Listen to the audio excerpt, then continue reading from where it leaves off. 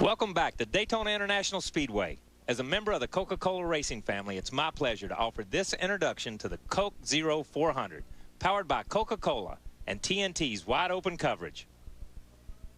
Hi, I'm Matt Anderson. And I'm Phil Rose. We're really excited to be here today at the Coke Zero 400, powered by Coca-Cola, but we're also very concerned. First, Coke Zero steals Coke's taste. Now they're putting their name on our race.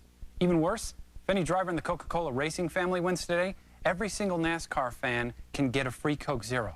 Please don't go to CokeZero.com and claim your free Coke Zero that they're giving out if one of these drivers wins. Don't do that. Please. That's bad.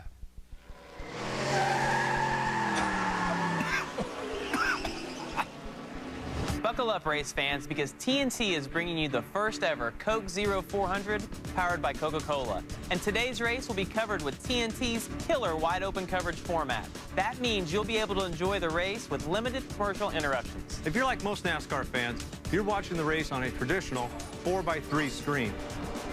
So you know how in-race stats are always popping up smack dab on the race footage. And because your TV wasn't built to handle the expanded screen size of 16:9 HD TV, you're missing out on 22% more pictures. TNT has taken the 16:9 dimensions of an HD TV and fit them to your 4x3 screen. And with the extra space left over, you'll be able to get all the in-race stats you want without missing any of the race. So you don't have to worry about missing me take the lead because your screen's covered up with race stats or other race info. Because with TNT's wide open coverage format, you'll get all the NASCAR action you can handle. And cut. Was that good? It was great, Tony. It's great. Tony, we just wanted to make sure you were still on board with us with what we talked about earlier. What did we talk about? We talked about the fact that Coke Zero stole Coke's taste. We talked about the fact maybe you could back off the accelerator during the race. You know what I'm saying. I tell you what, guys, if I win today, everyone can get a free Coke Zero. Because it doesn't matter if it's Coke or Coke Zero, it's all about winning. Could your mind be changed if someone were to provide you with 2 tickets to a cruise to Acapulco? You know, one of the good ones where you can eat whenever you want? Yeah. Open buffet? Say it, Tony. Say it. 24 Acapulco. hours. Acapulco. The romance. Come on, you're Latin. The Come festivities. TNT Sports presents NASCAR. Tonight, it's the Coke Zero 400 from Daytona, powered by Coca-Cola, for the stars of the NASCAR Sprint Cup Series. Cars just pulling off of pit road, beginning their 3 pace laps on this 2.5-mile track. TNT would like to thank the following sponsors for supporting our wide open coverage: Papa John's, Warner Brothers New Motion Pictures The Dark Knight and Journey to the Center of the Earth, Coors Light, HP TouchSmart PC, the U.S. Army, Toyota, Subway Restaurants, Sprint, and Coke Zero.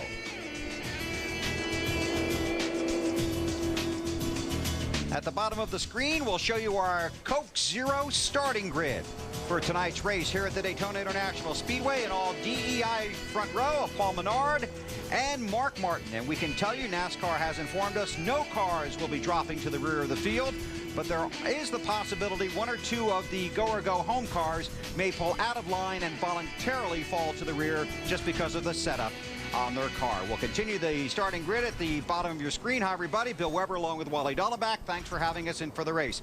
We love coming to Daytona, but there are a few things we have to point out. That in qualifying, the go-or-go homers went very fast. They're all at the front of the field. Yeah, not for long. Those guys will drop back because their race car is going to handle it differently. They've got a little bit different setup to try to make this race. That's why they were so fast. So they'll probably get to the back, wait for a caution so they can make those changes on pit lane.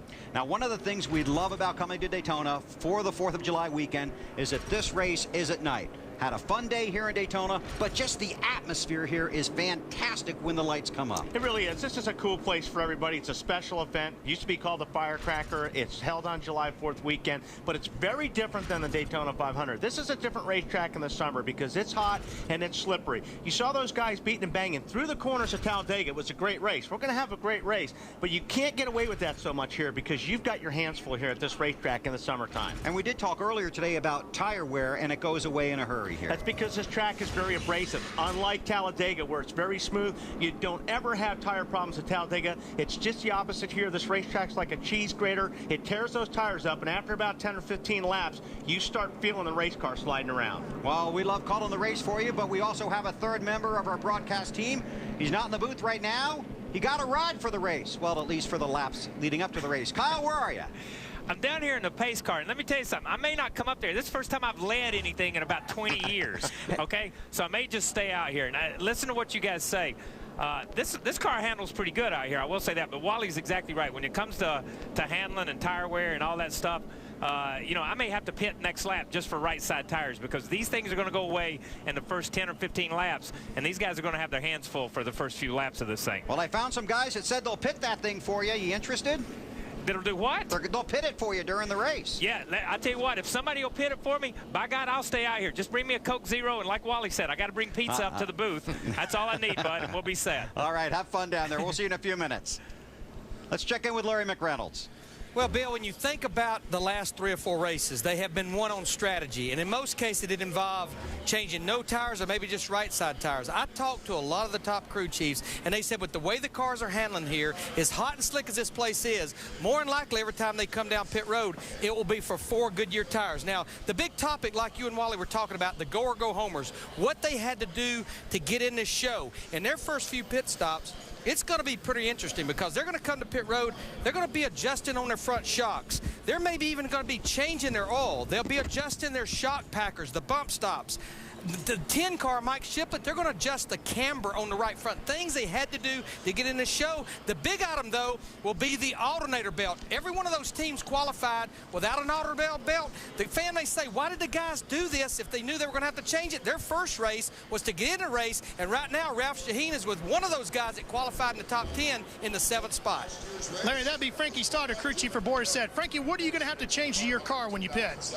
Well, we're going to do quite a few things. Not a lot, but we're going to take a little bit of timing out of it. We're going to put an alternator belt on that we went over to Advanced Auto Parts and purchased, and some energy drinks so we can get the job done tonight. A little bit of no fear. And we're going to make an adjustment to the right front shock, Ralph. We're lucky we don't have to change springs. We worked on some things to hopefully alleviate those problems of changing springs. I know some guys are going to go behind the wall and do that. But we feel pretty good. If we can get the shock adjustment made on the right front, a little bit of timing out of it, we'll be ready to race to the front. Bill, they will wait for yellow to do that. Thanks, Ralph. Fans, if one of the Coca-Cola sponsored drivers wins the race, people across the U.S. can visit CokeZero.com through July 13th to receive a coupon for a free 20-ounce bottle of Coke Zero and enjoy the only soft drink that offers real Coke taste and 0 calories. Hey, buddy. Who are you guys? Matt Anderson, Phil Rose. Coke brand. You want the Coke or Coke Zero? Coke brand. Coke Zero infringed on our taste. We can't have Coke Zero in the winner's circle, being hoisted for that traditional drink. These guys are taste infringers. Would you be willing to throw a race? I don't think so. No, it's all about winning in our sport. Maybe it's trying to win 3rd. Yeah, maybe it's trying to win 5th. Teach the kids of America. It's okay to be 27th. You try. What you're coming up with is preposterous. Let's back off the word throw. What if you enjoyed the track for longer than the other competitor? Yeah, let's look at it as track enjoyment. Let's put it positive. You're a legend. You don't have to prove anything. You don't have to prove anything. Maybe now's the time to stop and smell the roses, but on the track. Then nobody will really associate Coke Zero with victory lane. Probably get us suspended. Well, Tony, come on, you're pretty comfortable with that. If a Coke driver wins, everybody wins. Go to CokeZero.com to get your free Coke Zero. And our wide open coverage of the Coke Zero 400 underway from Daytona, the field just about half a lap from going green. It really is a beautiful night here at Daytona, and you see one car falling out of line. That appears to be A.J. Allmendinger, who had given a heads up to NASCAR that he might pull out of line and fall to the rear of the field. He was a go or go homer. You see Boris Said is back there already. Boris, another one of the cars that had to get in on speed, as Larry talked about. They need to make significant changes to their car, as you heard Frankie Stoddard telling Ralph. Yeah, they're hoping for a caution early, too. They don't want to be out with this setup for 15 or 20 laps.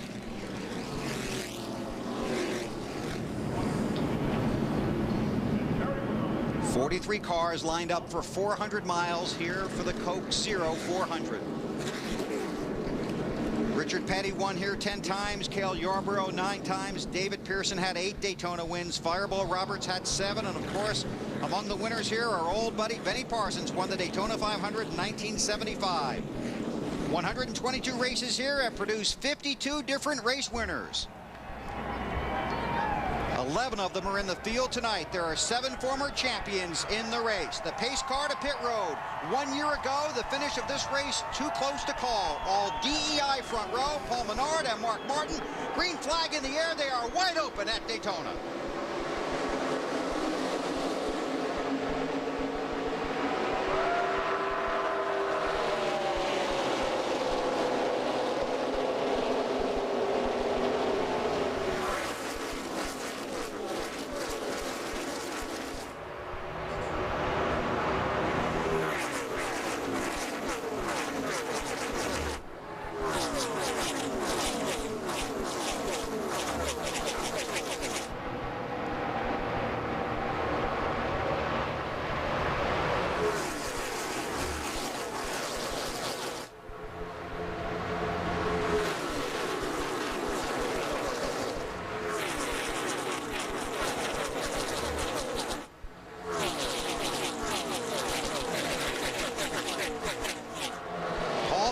Leads the first lap in the Coke Zero 400. A little surprised that top 15 or so cars already single file. This is when you really want to think about making some kind of move because your tires are so fresh.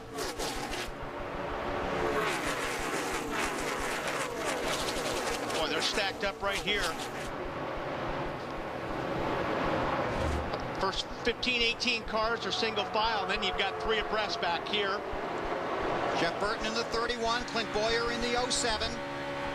That's Sterling Marlin in the 09. Looking to go 3 wide. See how much by that shot right there, how much these cars move around on this racetrack.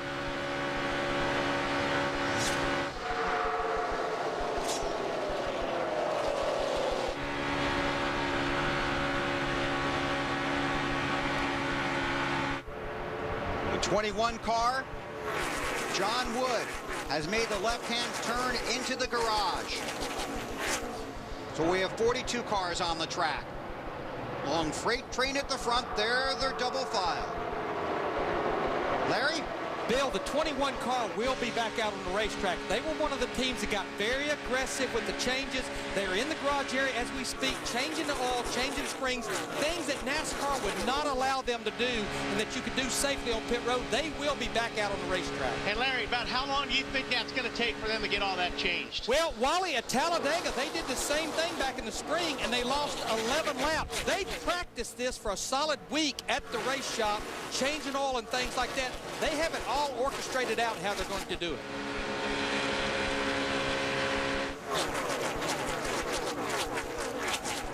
See Jeff Gordon stuck there in the middle of that pack, right behind Clint Boyer in the 07. Brian Vickers in the 83 behind Gordon in the 24. Marty on Jeff Gordon.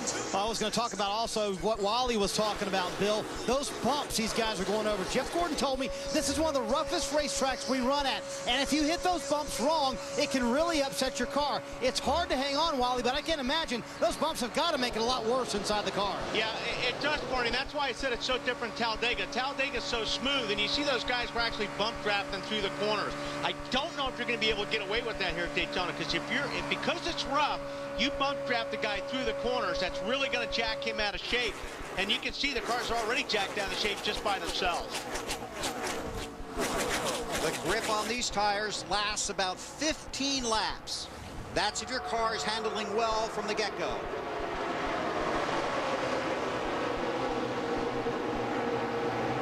Whoa, Gordon gets a little bit loose right there. That was Vickers, I believe, on his tail, and you can see Jeff had his hands full there. That car was sideways over in turn 3. Menard, then Earnhardt.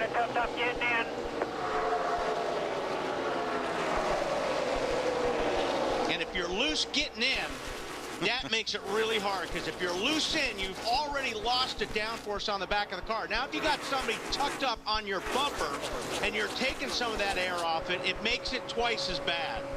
On board with Jeff Gordon. Yeah, watch when Jeff goes in. You always check the mirror right before you get into the corner to watch where the guy is at behind you.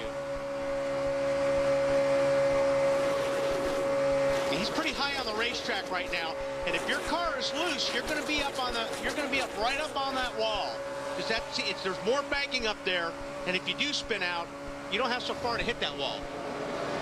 This portion of TNT's Wide Open coverage is brought to you by Papa John's, and our thanks to Papa John's for being a part of our big night here in the Coke Zero 400. Give a call to Johnny Sauter, running third. I'll tell you another thing is, if you see a guy that's really loose getting in the corner too, you don't want to stay behind him. You want to leave that line and try to find somebody that's a little bit more stable. As you see the 83 of Vickers, who is behind the 24, drop down to the bottom line, and he's following Dave Blaney in that 22 right now. Martin Truex Jr. from 35th to 20th. There's Tony Stewart in that 20, the Home Depot Toyota. This was just a lap or so ago.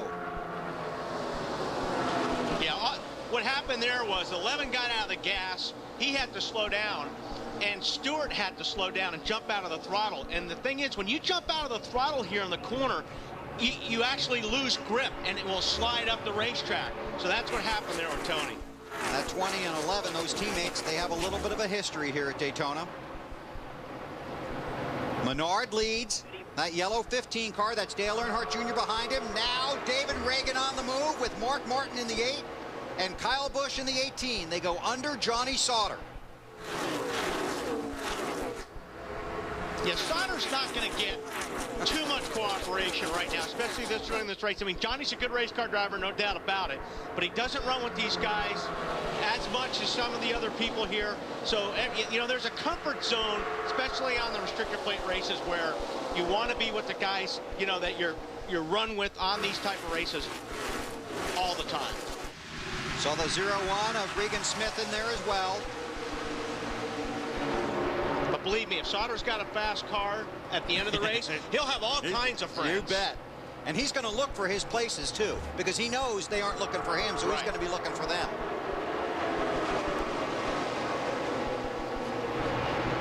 Paul Menard has just matched his career high in laps led. He has led the first 8 laps here tonight. I think he was pretty excited when you heard from him on the Allstate Countdown to Green.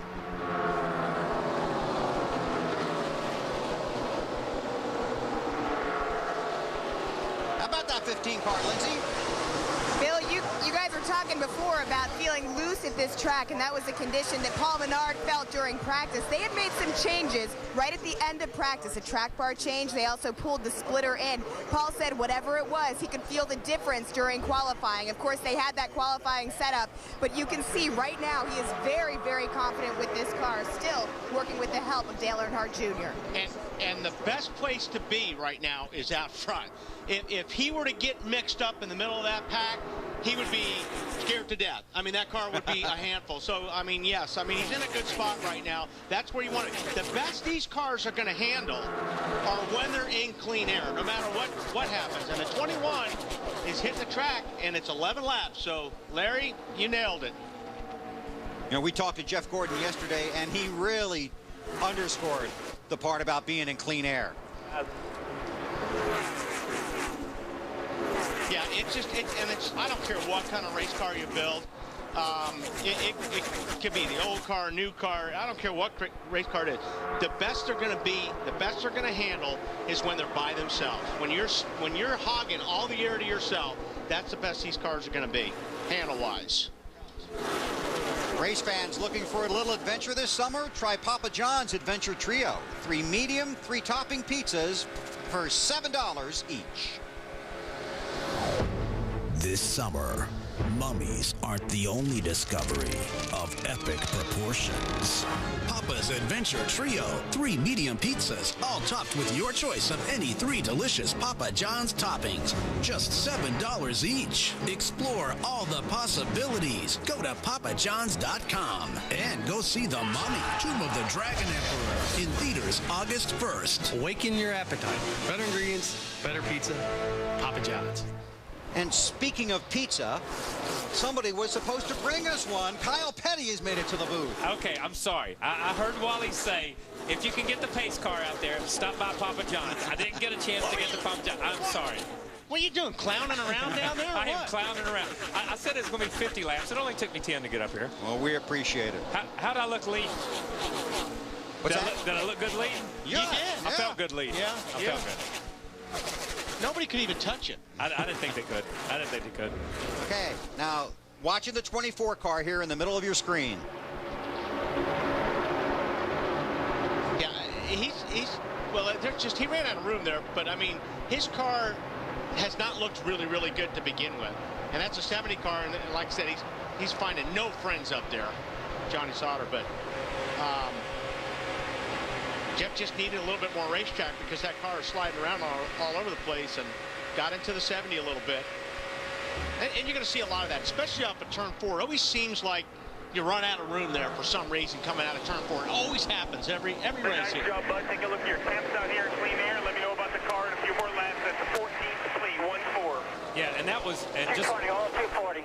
Yeah, you hear him giving the oil temperature and the water. He's been back there in traffic, and now he's cleared traffic, and they're wanting to know what's the car temperature is going to be. Can we add tape? Can we take tape? But you saw the 24. You're in the middle after 10 laps. I don't want to be in the middle after 10 or 12 laps. This portion of TNT's wide open coverage of the Coke 0400 brought to you by the U.S. Army. I think we saw in the Daytona 500 that these cars are a little bit more forgiving in those situations as well with the car of today. Well, yeah, but when you've got cars all around you, it's not. At the bottom. But you know what? Right now, he's by himself. He worked through a lot of this traffic. He's in a pretty good spot right now, and I think he'll start moving to the front. When I check out getting in on the top, I'm a little loose. 4. Just do your thing. I'll ask you in a few laps. It's Jeff Gordon talking to Steve Letarte. Marty? Hey, Mr. Weber, that was Jeff Gordon on the radio chatting to Steve Letarte about how the car is. He said he was in traffic. It was really, really loose and hard to hold on to, and he had to run the top line. But once he's gotten out of traffic now, you'll see him run the bottom line. He can handle it when he's by himself, but that's got to be an uncomfortable feeling with cars around you with a car as loose as Jeff Gordon's is. Yeah, the two things I picked up from that radio communication. The one thing he said right before that was, drives like a dream on the bottom. And he had just run through 3 and 4. Then you saw him go back to 1 and 2, and he was still on the bottom. He said, but when I run the top, I got to check up a little bit getting in the corner because the car is loose. We've run 15 laps, and here's a guy running by himself, and he's saying, my car is loose when I go in high, and I've got to ease up. So these guys, even this far back in the pack, and driving and passing people the way he is, he's not running wide open. Yeah, Kenseth's car down there, he was on the bottom right there.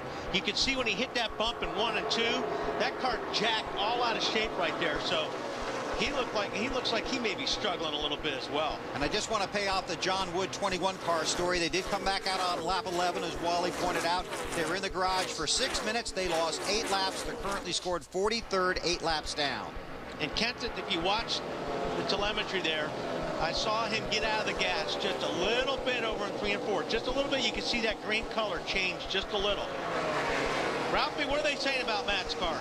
Well, it's not handling the way it should, Wally, or the way he needs it to if he wants it to be competitive here tonight. He's a little bit tight in and a little bit loose off, which does not make for a good combination, as you know. Bump draft.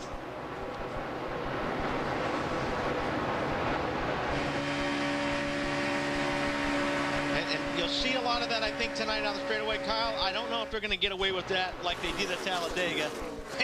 You know, in the corners. I don't think they're going to get away with it near like they did. And you saw, there's 2 really good guys. You saw Mark ease right up to him, bump him a couple of times, shoot him out there a little bit. And then by the time they're 2/3 of the way down the backstretch, Mark stayed off of him the rest of the time to give Tony time to get the car back into the corner.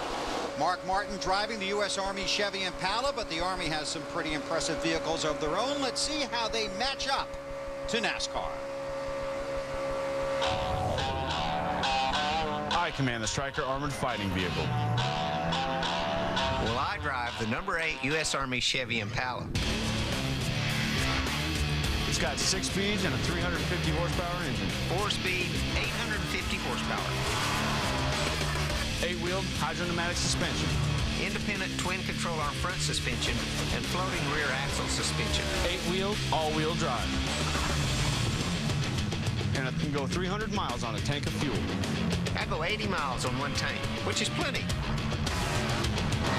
It seats my driver, 6 passengers, and my gunner. Seems crowded. Single-channel ground and airborne radio system. Radio? Check. Day-night thermal imaging camera and periscopes. Well, I have driver cam. Automatic fire extinguishing system with sensors in the engine and chute compartment. Seriously? It can alter tire pressure on the move to suit any terrain condition. Highway, cross-country, mud, sand, snow. Wow. It's got run-flat tires that allow me to go several miles before I even think about slowing down. Has slat armor, designed to defeat any rocket-propelled grenade. I've got nothing. Weapon station that can mount a 50 caliber machine gun or a 40mm grenade launcher. That's not even legal. I give up. There's Strong. And then there's Army Strong. Find out more at goarmy.com/racing.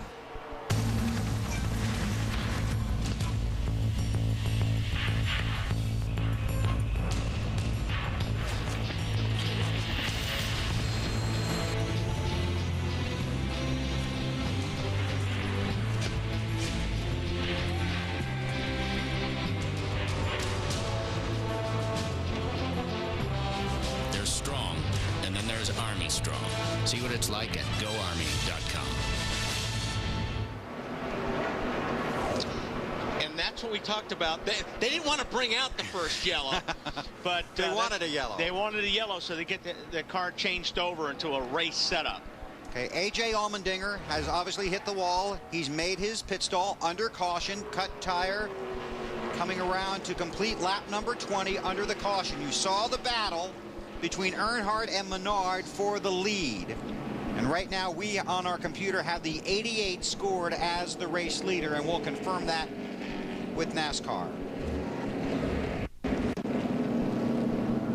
Watching for the 84. Yeah, he definitely blew right front there. You can see that easy. And that looks just exactly like the 2-car did in practice when the 2-car. You know, talking to some of these guys in the garage area, especially these guys that qualified good, they had about 2.5 degrees of static camber. And Larry can probably talk about this a little bit.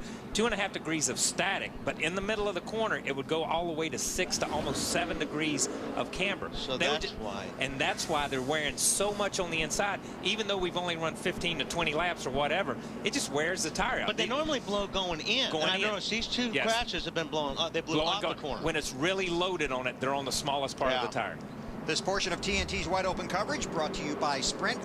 Confirmation from NASCAR. When the yellow came out, the field was frozen. Dale Earnhardt Jr. is the race leader. Then it's Paul Menard, David Reagan, Tony Stewart from 17th to 4th, Kyle Busch is 5th. Then it's Martin, Smith, Quapple in the 8th position, Blaney and Brian Vickers, the top 10. 42 cars are on the lead lap. Allmendinger about to fall off of it. John Wood is 8 laps down after pitting early in the race to change the setup on his car. Watching to see if they open pit road. I see green. I see green. And it looks like they're all going to be coming. So, Ralph, you batting lead off down there? That's me, Bill, and with about 20 laps in, to start to see the tires wear off is not a surprise. That's about the only problem for David Reagan. They're just going to change 4 tires, minor adjustments, Marty Snyder. Ralph, Tony Stewart makes his move from 17th to 4th. What a terrific run for him. He said when he's in traffic, his car is a little bit tight by himself. The car is very good, a round of wedge out. That's all for Tony Stewart, Matt. Dale Earnhardt Jr., the top left of your screen. Jr. says the car was neutral. No changes for Jr. on this stop. 4 tires. They were well past the point of going for 2, but the car too close to the wall. A couple extra pumps in the jack, Lindsay. Matt, Paul Menard saying that he needs more grip. He was tight in the center, loose off. They'll bring him in for 4 tires and fuel. Bill? A lot of traffic down there on pit road. Kyle Busch wins the race off of pit road. Well, I tell you what, Junior lost a bunch of spots on that one. We're going to take a local break here. We'll be back to the Coke Zero 400 in 1 minute and 25 seconds. You're watching NASCAR on TNT.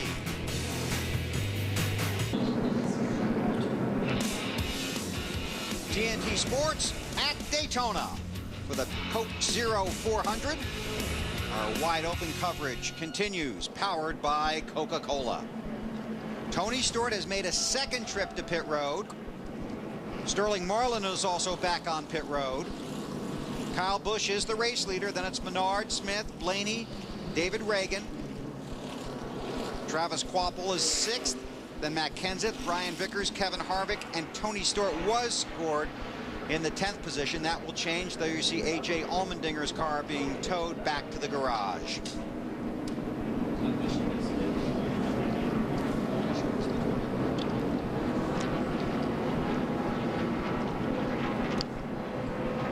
John Wood in the 21 got the free pass, and let's check with Larry McReynolds.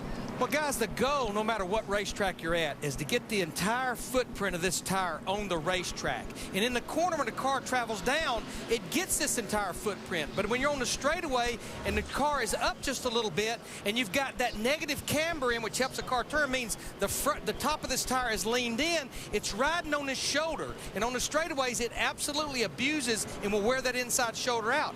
What a lot of the go or go home teams told me they were going to have to do on the first pit stop, unfortunately the 84 did not get there, is basically reach in there and take a shim out of here to lean this tire back out to take some of that negative camber wear so it's not so hard on the inside of the tire.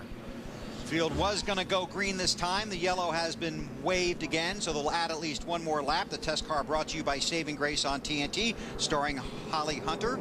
The all-new, highly anticipated season begins May 14th following the closer on TNT. Time to take a look at the new Samsung Instinct from Sprint, only on the Now Network.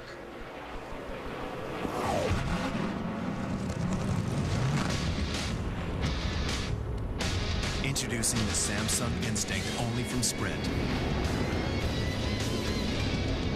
Loaded with features perfect for the NASCAR Sprint Cup Series Superfan. Follow your favorite driver during qualifying on live TV over your lunch break. The only thing you'll be missing is your couch.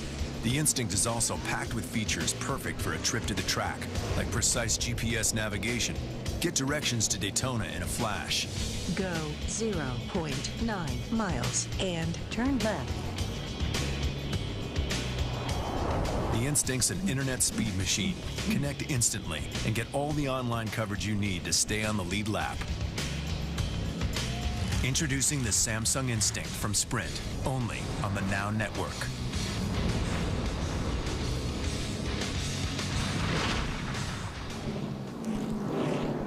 Field has gotten the 1 to go signal. Now Dale Earnhardt Jr. came in first and has currently scored 14th. Let's go back and look at his pit stop before we go green. I think he just slid in and a little close to the wall. Yeah, he's just real close to the wall. The problem is when the jackman comes around, he has a very hard time jacking the left side of the car up, and that's what takes so much time. You know, and that's strange because when you watched him come in... But watch this as well. Go ahead, Kyle. He came in close to the wall. He didn't angle in. Well, you see the 09 weight on him. Yeah, but that's just a courtesy. Anything, yeah. That was a courtesy right there from Sterling Marlin. But the funny part is we see rookie mistakes where guys swing into their pits, lock their brakes, and slide all the way in next to the wall. That was not a rookie. He had a clean shot in. He was just very close to the wall. Matt? Junior said on the radio basically it was his mistake that he wanted Tony Jr. to kind of give a little more, okay, hurry up, get back in here, because he was coming into his pit stall too slow. And then he messed up his exit out of his pit stall. Thanks, Matt. And just to clarify, Tony Stewart only stopped once, but did come out 10th.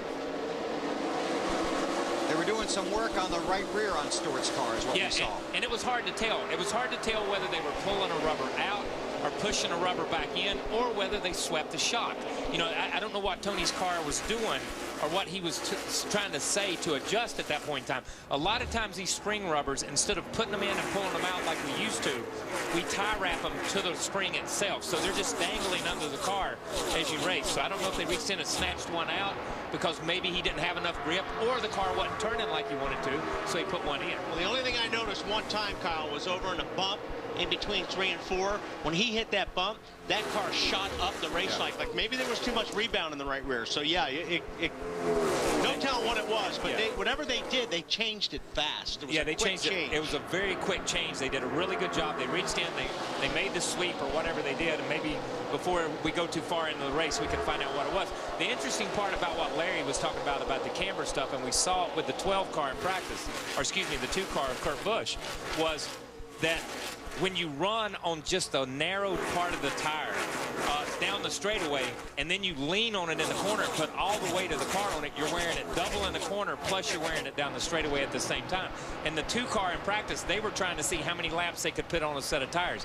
That tire had something like 40-some laps on it when the 2 car blew it in practice. Yeah. And that was with their race setup. Now, these guys had a qualifying setup and blew it in about 15 to 16 laps. Marty, are you the answer man? I was trying to see how long Kyle and Wally could go to see if they could figure it out, but they did put a spring in the right rear, or a rubber in the right spring rubber in the right rear for Tony Stewart. His car was too tight, and you guys had it exactly right. They had it pinned in the car so they could just slide it in. Remember, we told you Tony was not feeling too well. J.J. Yaley is in his pit stall as a substitute driver if Tony does need to get out of the car. He has said that he does feel much better, but as we told you earlier, he took IV fluids in the infield care center before the race started. And Kyle, Wally, you know it's tough to drive one of these cars, period, but when you're not feeling well, it's even a little harder, isn't it? To be honest, I'll tell you what, sometimes, Marty, when you get in that race car, you forget about how bad you feel. And unless you're really, really dehydrated, a race is the best thing for you. This portion of TNT's Wide Open coverage is brought to you by Viagra. Kyle Busch, the race leader. Then Menard.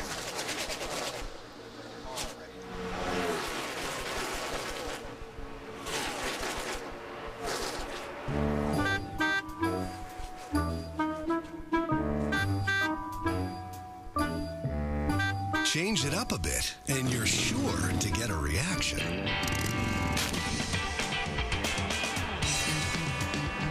Don't let erectile dysfunction slow things down.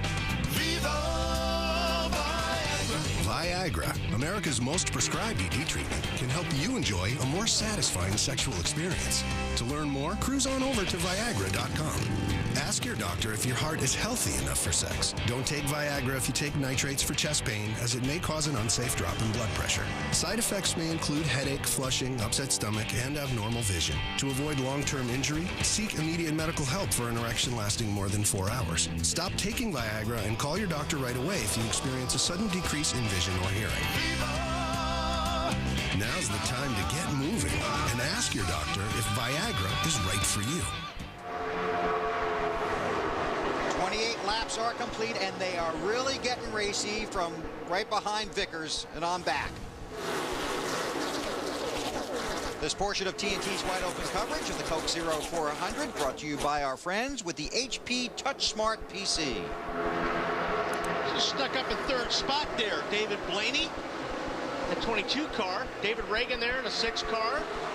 Then you got Vickers, and I don't know, Vickers looks like he's been having his hands full too, but that could be because the 88 had him jacked up all over the place going through the corner. You know, we've had one pit stop now. These guys got one practice session, and then they had to qualify. Just as we were talking about Tony Stewart making adjustments, a lot of these guys made adjustments. In that first 15 or 20 laps, we were seeing these guys get a little bit spread out.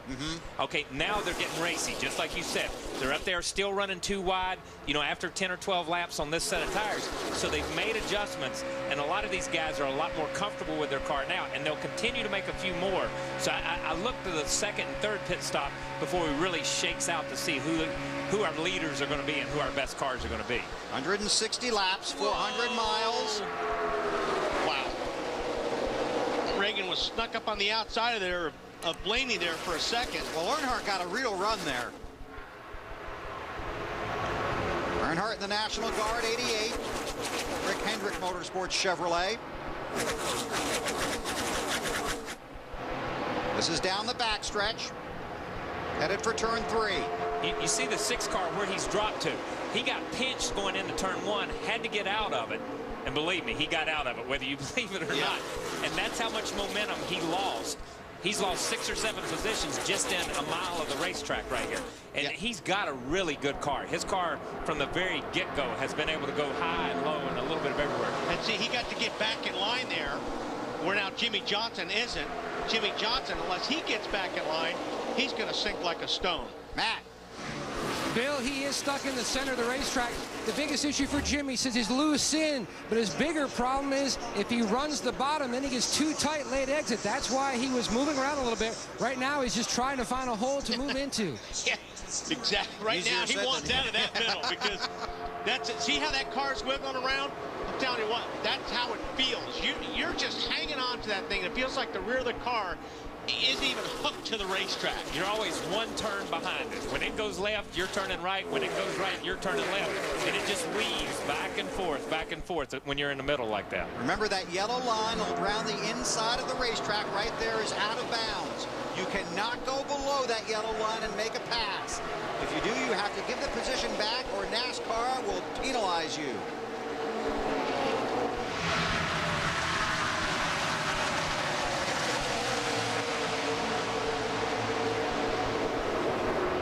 Blaney and Vickers up there behind Earnhardt and race leader Kyle Busch. And you got to be impressed with Blaney right here, because Blaney, and I don't think a lot of people remember this, Blaney and those guys didn't make Talladega.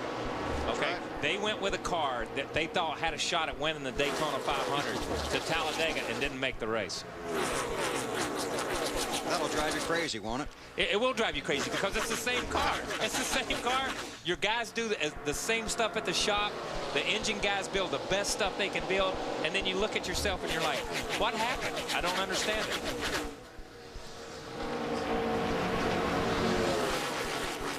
See Kyle Busch there in that Miller Lite Dodge for Roger Penske.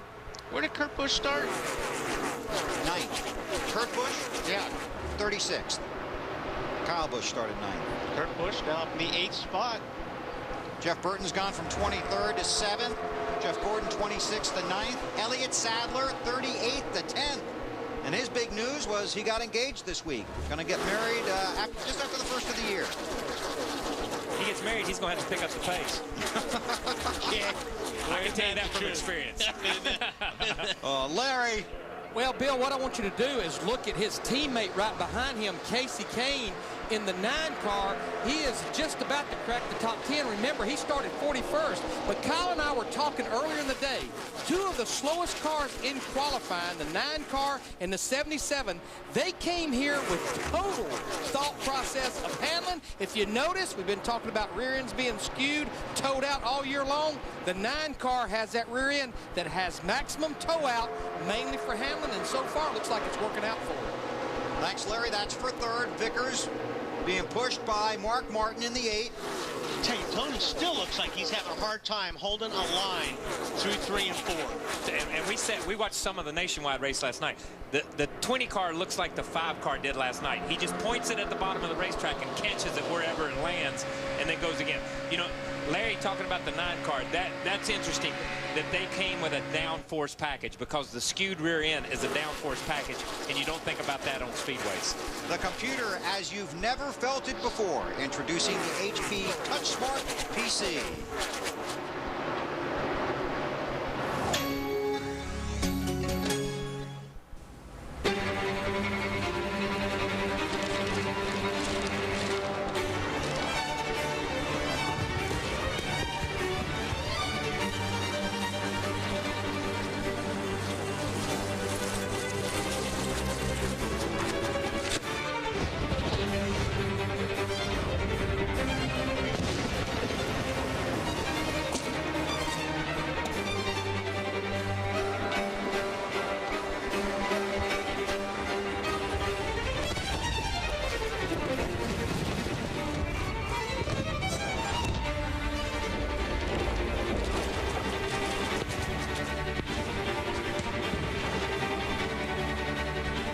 The computer as you've never felt it before.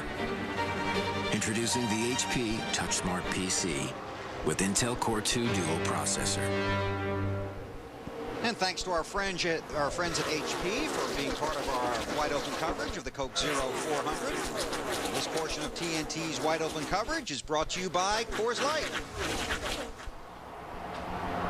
Ryan Newman, the Daytona 500 winner, caught in the middle lane.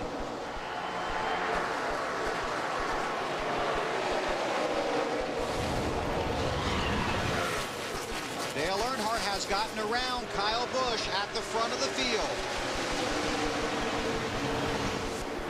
There you see Earnhardt up front, Kyle Busch to second. Ralph, how about that 18?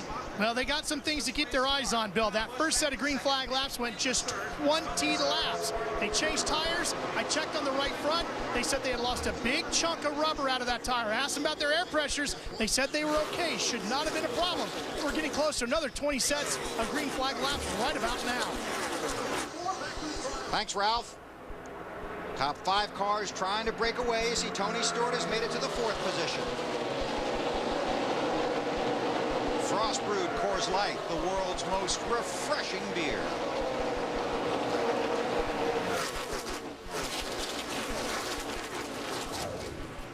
That's the spot right up there. Wants a beer. Grab me a beer. That's what I'm talking about.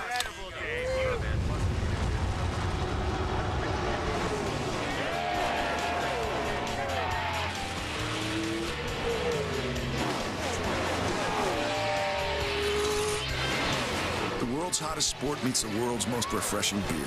Frost brewed Coors Light, the official beer of NASCAR. This is getting fun. And now you have to decide if Tony's car won't handle or if it's getting better. Well, if it's fast, you go with them. And that's what Mark Martin decided. He pulled out and passed Dave Blaney fairly easy. Mark Martin went with them. Now it looks like everybody's going to drop to the bottom. Marty. Bill, I think a lot of cars around Tony Stewart are subscribing to Wally's theory. If it's fast, go with it. A lot of guys are talking about how good that 20 car looks, and Tony seems to like that high line. He said in the first run his car was a little bit tight, especially in traffic, but Tony is committed to that high line. Seems like that's where the 20 car works best. Now he needs a couple friends up there with him, right, guys? Yeah, the only thing that will catch Tony out is if these guys get lined up and they all run the bottom and he keeps running that high line, then he'll be out of line. But right now he's got enough space and a gap that he's running up there high in the corners, even though everybody else is running low, and he can get back in line. Casey Kane from 41st to 6th in that 9 Budweiser car. Have a local break here. Our TNT wide open coverage will continue from Daytona in 90 seconds. You're watching NASCAR on TNT. 42 laps complete in the Coke Zero 400 here at Daytona. Dale Earnhardt Jr. is the race leader. About halfway through a fuel run here. You know, Kyle, I keep looking at these guys, see how they're fanned out. They all wind up in the same spot getting off the corner. Eventually, that's going to catch somebody out. Yeah, it's got to catch some, especially, like Larry said to his keys to the race, especially coming out of 2. You really see it from that camera angle. When they come off the corner and you got one group high, one group on the bottom, one group in the middle, and then boom, they need the whole racetrack to get their cars to turn. So they let it all come out to the corner. Earnhardt, then Kyle Busch, then Mark Martin. There they go for that same spot. Yeah, they're like I said, you have to get up to the wall like Kyle said. Trouble. And Ryan Newman, Daytona 500 winner, is around. Hanging. We're good. We're good. We need some tires, Roy. Yellow's out. Caution flag is out. 26 turned us. He's got a flat right front right there. Yeah. But that's just, it's nature of the beast when you got fuel, guys. You got guys having fuel, right? Get caught up. Different lines all over the track. You wind up in the same spot. Let's see what we can see here. Here's a 26 on the bottom. Yeah, 26 on the bottom. The 12 in the middle. And the 26 comes up right out next to the wall, just as we were talking about. And he just turns. And that's just where you're at 45 laps on a run, or with 25 or 30 laps on a set of tires. Yeah, like exactly off the set of tires. Yeah. You know, everybody's off of them by that time. Ryan was running 19th. The lucky dog, as Boris said, he was the only car 1 lap down. He'll come around and be the 41st car on the lead lap. A.J. Allmendinger is out of the race. John Wood 7 laps down. You see Ryan making the trip back to pit road. The rest of the field behind the pace car down the backstretch. Just past the 1/4 mark of this race. Earnhardt Jr., Kyle Busch, Tony Stewart, Mark Martin, Jeff Gordon. That's the top 5. Panel is fine. Quarter panel's fine. Then it's Vickers, Casey Kane, Travis Kvapil, Matt Kenseth, and Elliott Sadler. The world's hottest sport meets the world's most refreshing beer, Coors Light. That's the spot right up there. Good job. Wants a beer. Drop your beer. That's what I'm talking about. Incredible game.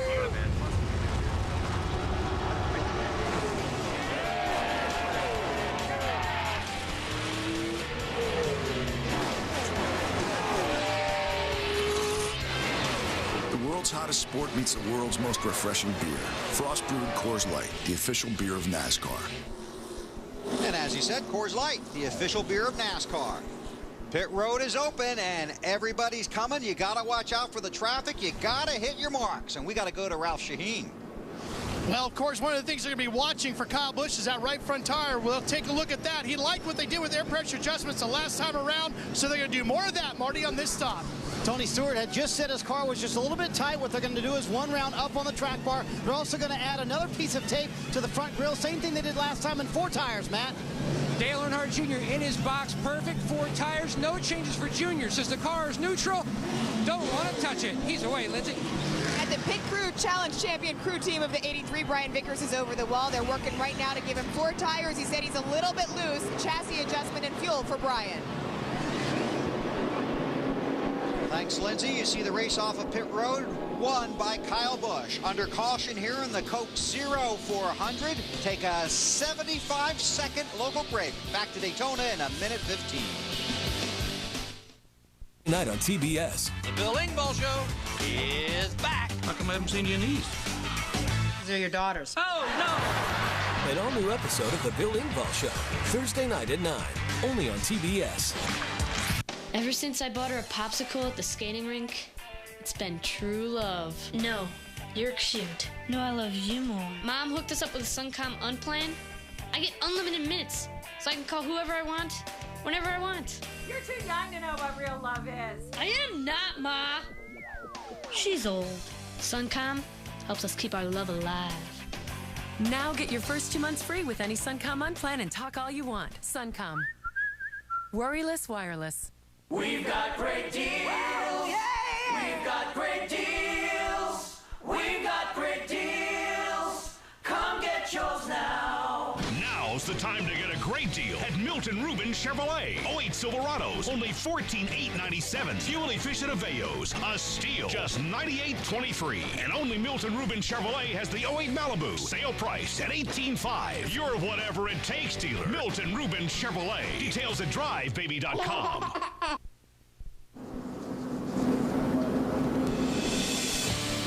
TNT Sports is at Daytona Beach for the 2008 running of the Coke 0400 at Daytona, powered by Coca-Cola. Still under caution. This portion of TNT's wide open coverage brought to you by Subway Restaurants.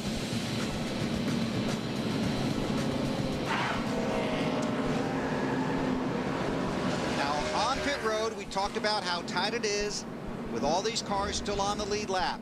Here's Dale Earnhardt Jr. You're watching for the 20 of Tony Stewart. Yeah, these guys just come out at the same time, and you got to get a little bit greedy sometimes when you're leaving the pits, because you know you're trying to use all the space you can.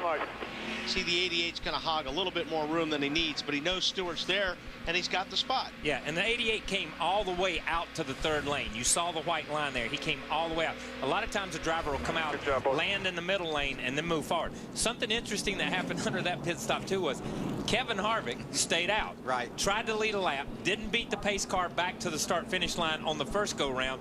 tried to speed up on pit road. You could see him hustling it down pit road and tried to stay on, and still didn't lead a lap. So all he did was lose track position. All he did during that round of pit stops was go from up mid-pack to all the way at the back of the pack. And you saw our pole sitter, Paul Menard, sitting on pit road. His car getting worked on. But back to the Harvick thing for me, when you look at, you see the quarter panel tore off. He must have had some bad damage. Now into 3. I didn't see this at all. I didn't either. But the Harvick thing is, he's looking for those 5 points. Right. And this early in the race, he can recover from being 37th and get back into the race. So you got to try to lead those laps under caution at this point in time. Well, here's how it didn't work for him. Obviously, they were trying. He was 9th in points when he tried that move. And now he's 13th in points. But that's how important these points are right now. And you think these guys aren't point racing? When you try to lead a race under caution for those 5 points, and you're those guys, it's important. Every point is important. Coming around to complete lap 47. The Corvette pace car heads for pit road, and Kyle Busch will bring them to the green flag.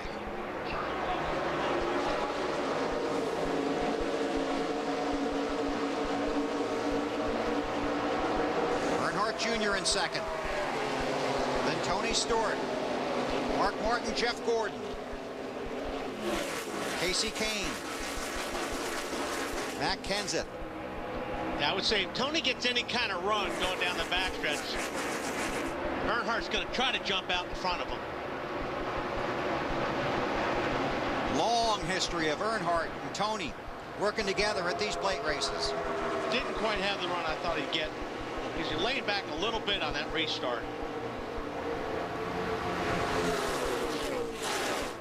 Boy, he kept his car down on that yellow line, though, didn't he?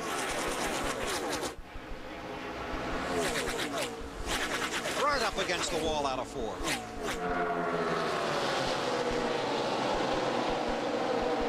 Top 5 try to break away.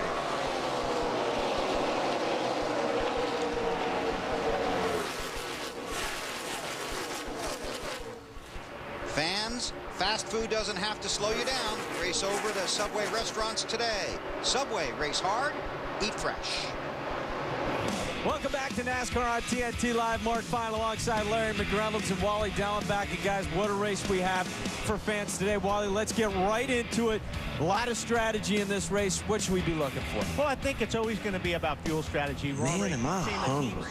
I knew I should have eaten something earlier. How long is this race? 400 miles. Man, there's no way I can make it that long. You know what would be good right now? A delicious, fresh Subway sandwich. And we're clear. 2 minutes, guys. Back in 2 minutes.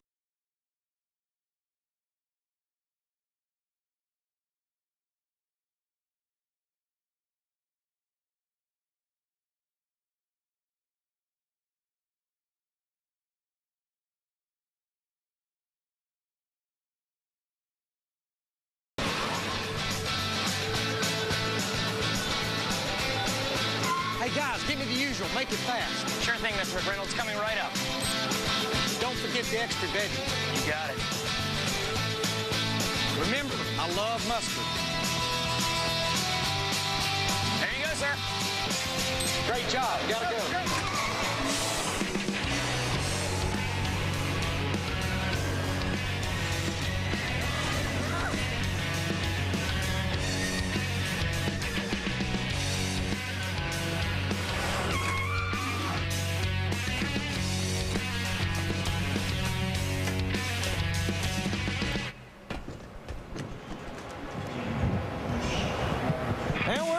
Welcome back to NASCAR on TNT Live. Mark Fine again alongside Larry McReynolds and Wally Dallenbach. And again, guys, we talked fuel going to be such a big part of the race today. Fuel up today at Subway restaurants where you can grab fast food that will fill you up without slowing you down. Subway, race hard, eat fresh. Did you know Larry could move that fast? That's a true story, Bill. Larry looks like a vegetarian. Give me the extra veggies. 51 laps complete. Kyle Busch continues to lead, and this portion of TNT's wide open coverage of the Coke Zero 400 is brought to you by Toyota. Now, we saw the damage on the 15 car And we can watch the leaders here, and I think Lindsay might be able to tell us a little story about the 01. Lindsay? Bill, the 01 and the 15 cars were both down on pit road, and basically what happened is Regan Smith, the 01, got into the back of Paul Menard in that 15 car. It put a hole in the nose of the 01 car. The 15 was all right. He was able to get back out there. The 01 had to come in for another pit stop in which they put tape over it to correct the problem. And do you know where that happened, Lindsay? I do not know. I know that it happened basically on pit road, but that's what they were told when we ran down there. Okay, thanks a lot. Yep.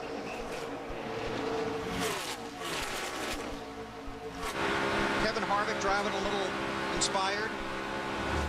Why wouldn't he be inspired? He's always inspired. No, but it's aggravating when you try to get those bonus points like they did. I mean, they tried to, you know. It was a good move, but when it doesn't work, and then you got to go all the way back. You've done all that for nothing. Yeah, you're mad. And then you're mad because the next caution the crew chief says, "Let's try it again."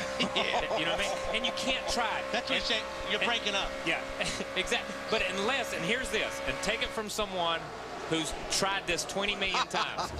You got to make sure there's a lot of debris on the racetrack, and it's more than a quickie yellow, or it's more than a real short. When we had that last caution, just because he spun, he kept going. There was nothing on the racetrack. They checked the racetrack, so it's only going to be down for 1, maybe 2 laps. When you try to stay out and lead, you almost have to stay out, sacrifice that next lap by, lead again, and then come in on the 3rd lap. Matt Yoakum. And as Kevin Harvick runs in the trap behind the 16 of Biffle, when he made his stop on pit road, they tried improving the handling, the balance of the car. They went down one route on the track bar. It was a little too free for Harvick, but they also made an aero adjustment because he felt like they were just a tick too slow down the straightaways. They added tape to the grill. They could do that because Harvick had told them the water and oil temperatures were at a certain degree range that they knew they would be safe. And a battle for the lead up front. With Kyle Busch and Dale Earnhardt Jr. Well, that's ugly, isn't it, Kyle, when you're like that and all of a sudden you look in the mirror and there's nobody behind you and you were the leader? I can fit in here, though. Yeah, that is when you get to the corner and you barrel off in there and everybody's behind you, and then you look in the mirror when you come off and nobody's there. It's like, oh my God, what happened to everybody? So then he gets back in line and goes, okay, I'm back in line. I'll go to the bottom. And they go the other way. And there they go, fighting for that same spot. Kevin Harvick, by the way, restarted 37th, has worked his way up to 29th. And you hear the fans. Earnhardt leads at Daytona. You know, the interesting part about listening to put tape on the grill. You put tape on the grill for 2 reasons. One is aero. Obviously, you want to get the aero number to where it needs to be. Sometimes you take tape off because the car runs too hot. Sometimes you have to put tape on to get the car in the operating temperature that it needs to be, because too cold a car won't create horsepower, and too hot a car takes horsepower away. But, you know, these cars, they don't have a great drag number on them. So adding a little bit of tape will help a little bit, but it's not going to help like it did the old cars. The old cars, it would turn these babies free when you added tape to the old cars. These are pretty much shoeboxes. These are pretty much what you have is what you get. You know, if you've got a drag number of 3.0 and you put tape on it, now you've got 3.01. You know what I mean? It picks it up just a touch. But it makes you feel better about yourself anyhow. 34th restrictor plate race for Dale Earnhardt Jr. He has led in 27 of the 34.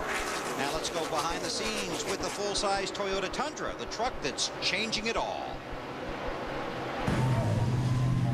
Truckers told us to give them a heck of a truck. He told us not to pull any punches. So we gave them a big engine, big towing, big frame, and big brakes. What'd we get out of it? A big old pat on the back. The 2008 Motor Trend Truck of the Year, the Toyota Tundra. The truck that's changing it all. Truckers say if you can haul 10,300 pounds, you darn well better be able to stop 10,300 pounds. This Tundra's 4 oversized disc brakes don't mess around. Its beefed up engine takes care of the rest. Looks like man's got a new best friend. Available on the full-size Tundra. The truck that's changing it all.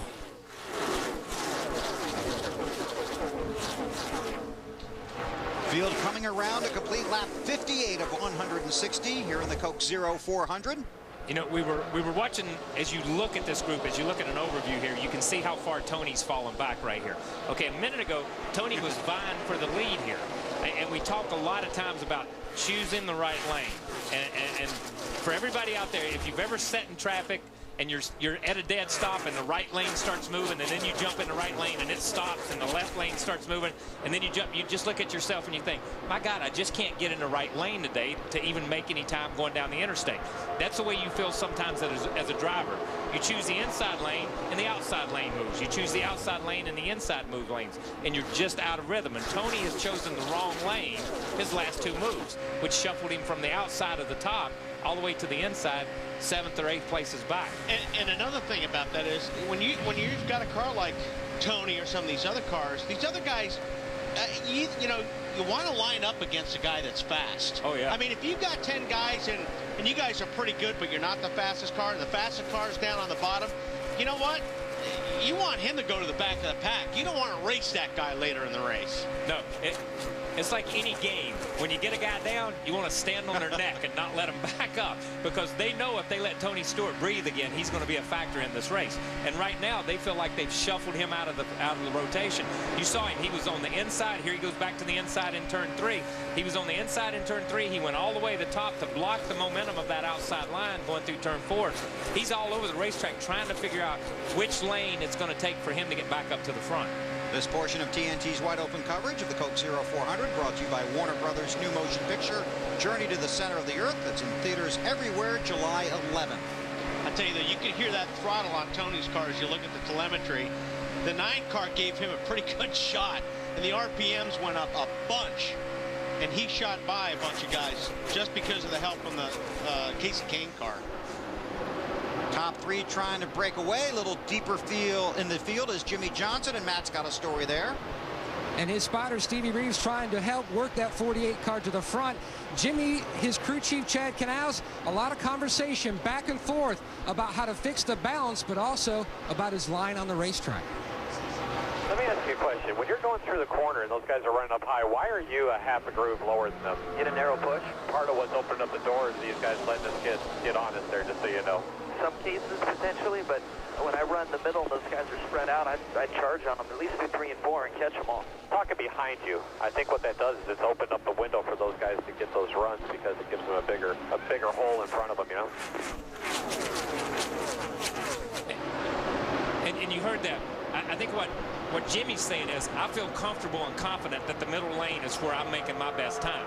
And what Chad's saying is, you're opening up a hole for them, and they're going around you on the outside every time you go the middle.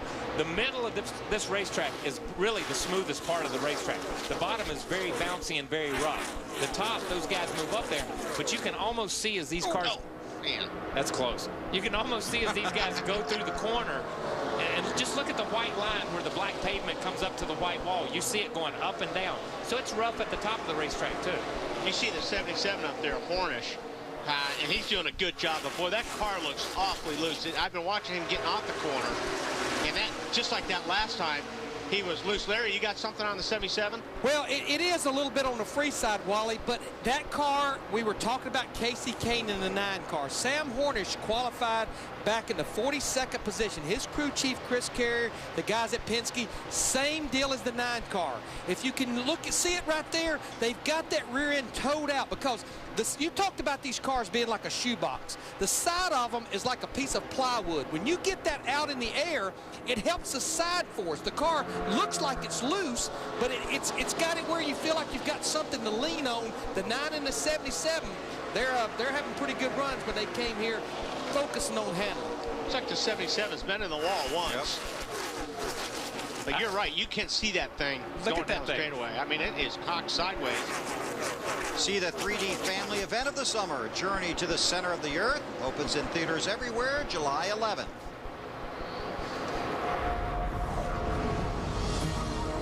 Come on, boys. Want to be home by sundown. Hey, you think you can slow down a little bit, please?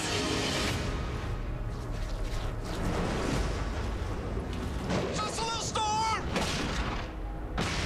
Uncle Trevor, head in here! Watch out!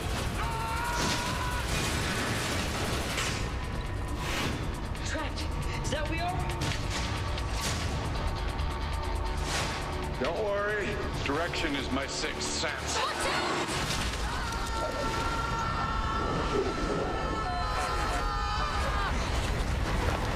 We're still falling!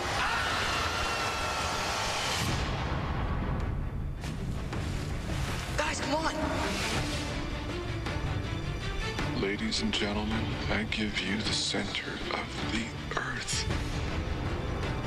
It's incredible. Doc! The temperature's rising quickly. How much time do we have? 48 hours, probably less. Get in. I call front. Oh, guys, we want to hang on to something!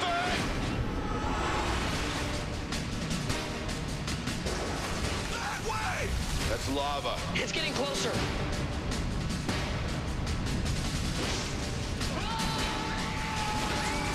On July 11th, experience the ultimate 3D family adventure. Haven't you ever seen a dinosaur before? Not with skin on it! Journey to the center of the Earth.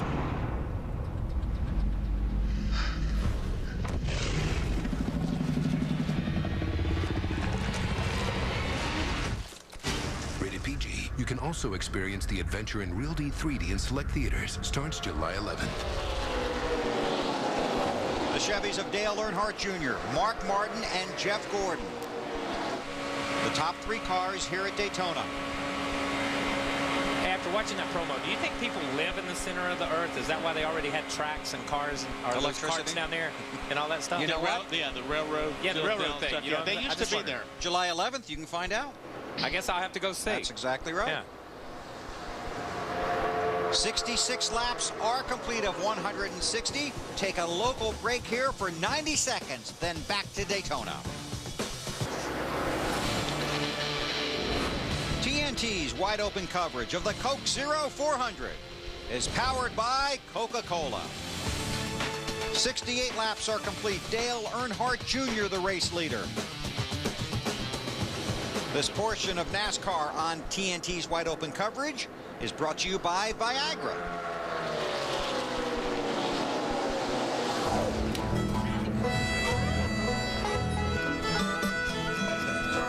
Hey, fellas, check this out. First time I saw her, she set my world, you know, she set my world to reeling. And as the years go by for this country guy, well, we never lost the feeling. With this Billy Goat, I played my last note, I can't wait to get home. Viva Viagra. Talk to your doctor about Viagra, America's most prescribed treatment for erectile dysfunction. Learn more at Viagra.com. Viva Viagra. Ask your doctor if your heart is healthy enough for sex. Don't take Viagra if you take nitrates for chest pain, as it may cause an unsafe drop in blood pressure. Side effects may include headache, flushing, upset stomach, and abnormal vision. To avoid long-term injury, seek immediate medical help for an erection lasting more than 4 hours. Stop taking Viagra and call your doctor right away if you experience a sudden decrease in vision or hearing.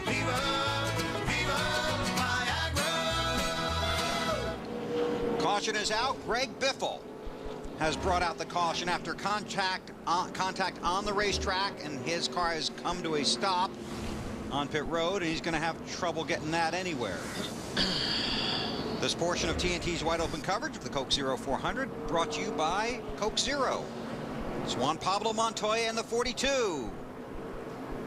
He was just, I think Biffle was trying to use all the racetrack because he needed it, but Montoya was already there. Yeah, Montoya had a good run coming up out of the corner, and just like we saw coming out of 2 earlier with the 12 car, these guys need the entire racetrack. So when they come off on the bottom, they let the car come all the way to the top, and you saw that Biffle just came up across the hood of the 42 car. On board with Bobby Labonte. Lap 70 at the line, yes, 7-0. And he didn't, and Montoya, Watch yourself here, keep low, keep low, keep low. Montoya didn't hook him by much. I mean, that was really, really close, but it doesn't matter. I mean, you think you got a run on a guy, you're going to take that run on the guy on the outside. Biffle was coming up, he was using that racetrack, and Montoya was there. Hey, Kyle and Wally, what I was going to say to you guys, that area of the racetrack is a tough call on the spotter. The spotters are right above you guys in the booth, and when you look down toward turn 4, it's hard for that spotter to make that call because they're coming straight at him. The driver's pretty much on his own right there in that area. That's very true, Larry. I mean, when you look down there, you're right. These cars are coming at you. You don't know if there's 3 inches or 3 feet, which is a big difference between the cars when you're trying to clear somebody. There you see the car of Tony Stewart. Marty, what's the latest? Hey guys, Tony just does not feel up to it tonight. I don't think he has asked J.J. Yeley to get his uniform on. It was sort of last minute. They did not plan this. In fact, Greg Zipadelli said, "Are you sure you want to do this? We're really doing this." He said, "Yep, I've already done it on my end, so you better get them ready." And Greg Zipadelli has gotten J.J. Yeley ready behind the pit box. What they're going to do, take care of the driver first. J.J. Yeley getting his Hans device on right now. Take care of the driver first, get Tony out, get J.J. Yeley in. Then they'll likely make a second pit stop, trying to get him better. He said the car's a little bit tight. Obviously, they have a fast car that can win this race. They're going to try to get JJ in as quickly as they can and Tony out as quickly and safely as they can as well. And thanks, Marty, and the 42 of Montoya to the garage. Yeah, and this is not going to be as simple as what it used to be, okay, with the Hans collar, with the helmet, with the fitted seats and all this stuff. And you saw JJ. JJ's got on Smoke's helmet. That way all the radios line up, so that takes all that out of the equation. You know, this is something that used to happen all the time. We saw it in the pre-race show when we did the Pride of NASCAR piece with Marvin Panch and with Richard Petty. And those guys switched. Richard Petty runs half the race, Marvin run half the race. You don't see it. This is something we don't see. We see it very rarely anymore. So this is a big thing. Here they come. The free pass goes to Sterling Marlin. We go to Ralph. Bill, at one point, the 17 was so bad, Matt Kenseth said, "I couldn't even hold it wide open, I would wreck." Chip Bull, crew chief, continues to make air pressure adjustments and a track bar going down. Marty Snyder, this car's getting better. Jeff Gordon said he loves his car, Ralph, especially on those long runs. Steve Letarte is going to make an air pressure adjustment on that car. Also, Mark Martin said his car is a little bit too loose down one around the track bar. You see inside Tony Stewart's car, he comes out, does not feel well. As we mentioned, J.J. Yeley into the race car. Stewart has all of his belts unbuckled, was ready to get out of the car when they came to a stop here on pit road. Jason Shapiro there helping get buckled in for J.J. Yeley, and a couple of other guys trying to get J.J. buckled into the car. Matt? Dale Earnhardt Jr.'s team, no changes for the third straight stop as he brought the field down on the pit road. And there's a lot more close calls leaving the pits for everybody that time than the last time. I mean, just watching from the booth looking down there, it looked like there's almost 3 wrecks.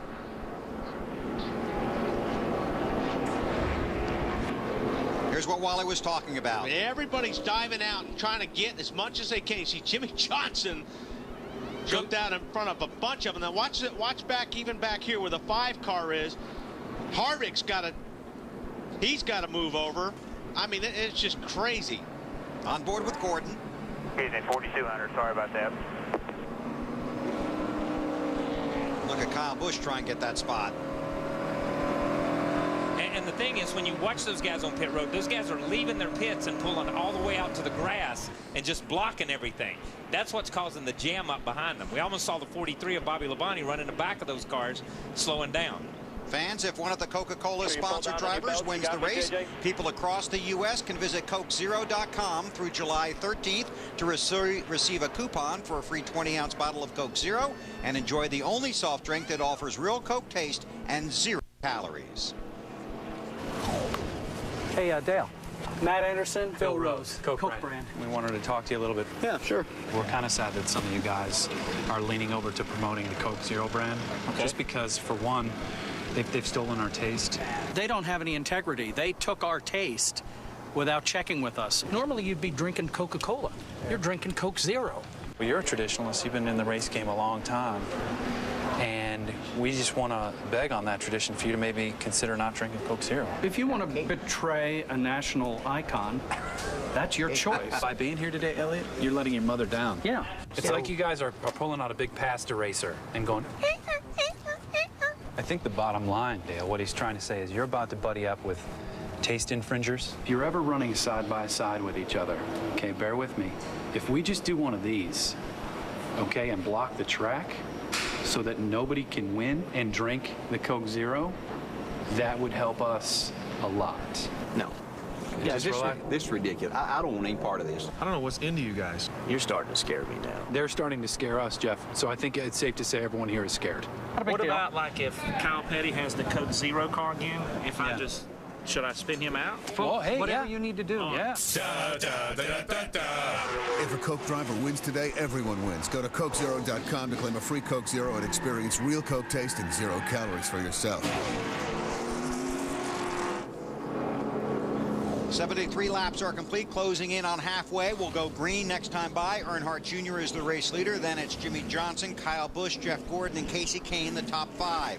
Tony Stewart has gotten out of his car. That shot's from a moment ago. Him sitting behind the pit box on pit road. J.J. Yaley, who used to drive for Joe Gibbs Racing, is in the 20 car, the Home Depot ride.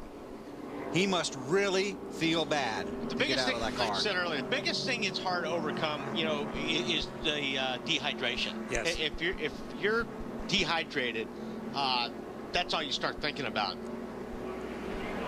I'm going to tell you something, though, as they come back green. They did a great job. In about a minute and a half, they changed drivers, got the belts adjusted, hooked him up, got him back in, and sent him back out and changed 4 tires. That's pretty impressive. This portion of TNT's Wide Open coverage brought to you by HP TouchSmart PC. Woo! Jimmy Johnson's got a run on Earnhardt, and he's got somebody right on his bumper pushing him. Kyle Busch. That's 3 Hendrick cars in that lower line, but Johnson goes back to the high line. Now, John, what do? You just had a guy help you get to the lead. Do you hang him out to drive like you just did? Yeah, hang him out and go get you two teammates right there, because that's 48, 88, and 24. And a little shove down the backstretch from Earnhardt. 88 drifts high, tries to tuck back in. Look at these guys. They go in on the bottom, go up like they're going to help somebody, and then turn left and go right back down. Man, I thought Earnhardt was going to get caught in the middle there.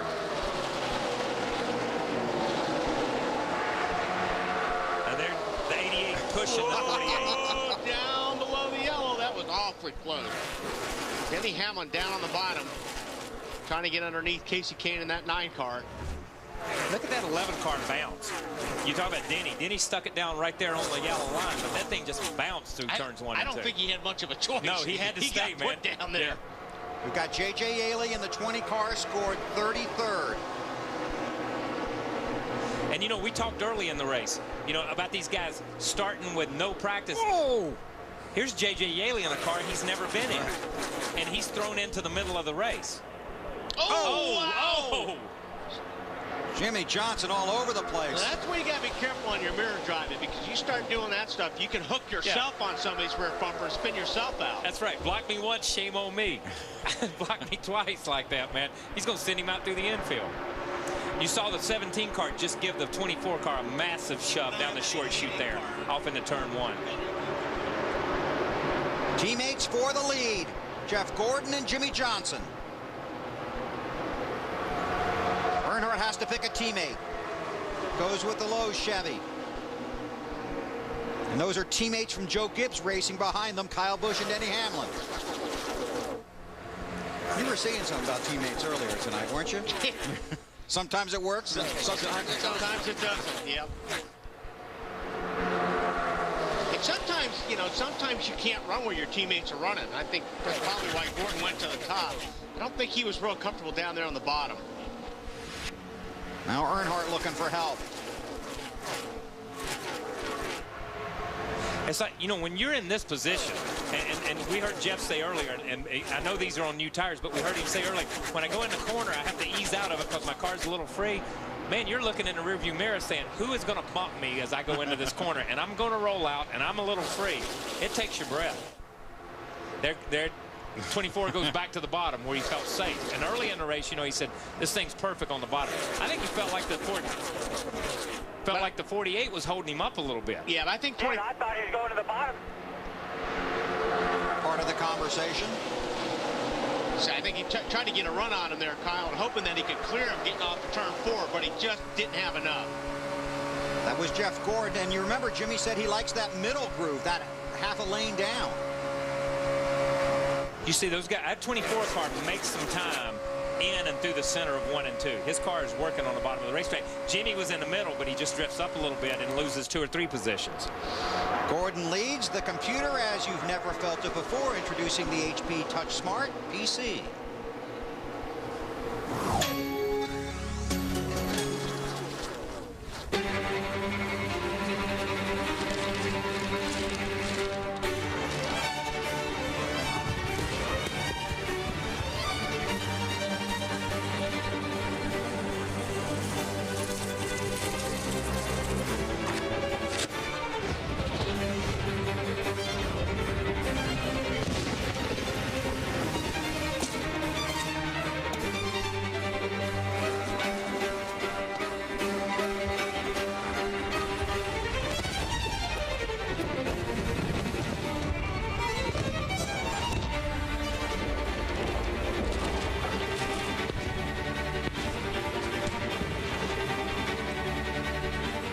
computer as you've never felt it before.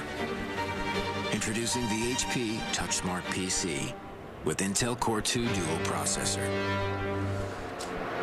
Halfway in the Coke 0400, Jeff Gordon is the race leader. His teammate Dale Earnhardt Jr. right behind him.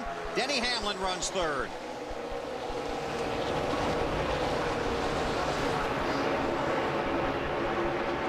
Kyle, you were talking about these guys get a couple of chances to work on their cars. Field's going to tighten up. And it is tightening up. Every time they've had a caution, the field has gotten tighter and tighter. There's more guys that have joined this first pack. We see this right after a restart. And we're seeing guys up in this first pack who haven't been up in there. Sorry about that. Some guy talking about, I was getting ready to say something about Truex in the one car, and I get all choked up here. The one car's up in there all of a sudden. You know, we've got guys that are up in there flirting with the top 10. And I want to go back to the 20 story for 1 minute here. All right. The 20 car is being driven by J.J. Yeley. Tony Stewart gets the points for that. Right. Okay. So now the JJ is strictly point racing. It's not his job to be a hero and win the race. It's his job to come out of this race with as many points as possible. And that's his only job, is to stay out of trouble and get as many points as possible. But what a story it would be. This portion of TNT's Wide Open coverage is brought to you by Coors Light. Frost brewed Coors Light, the world's most refreshing beer. That's the spot right up there. Set it down. Good job. Wants a beer. Drop me a beer. That's what I'm talking about. Incredible,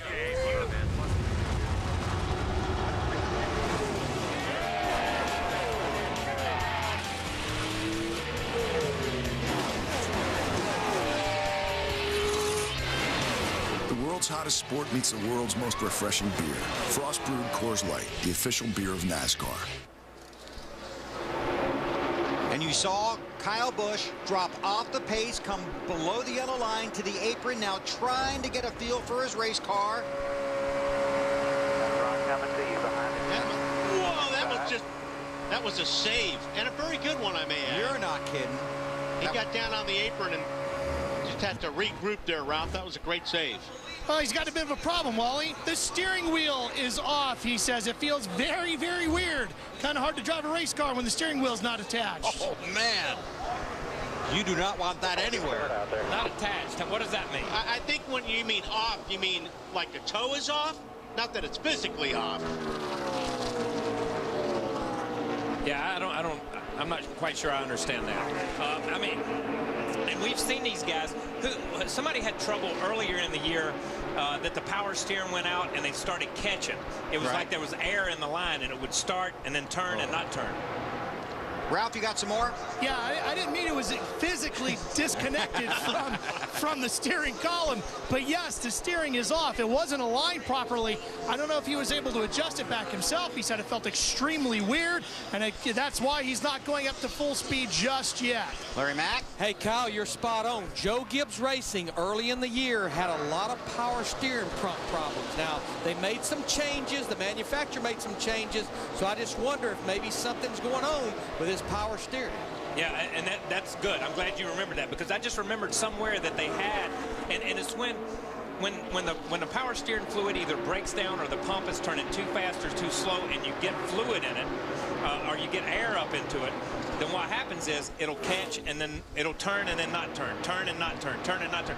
And then if you start snatching on it and moving on it, you never know where the front tires are going to be. Well, if that's the case and that's what's happening, he better stay right there. Yeah, he doesn't need to want to be in the middle of that. No, you don't need to be going in under somebody and turn the wheel, and then it locks up.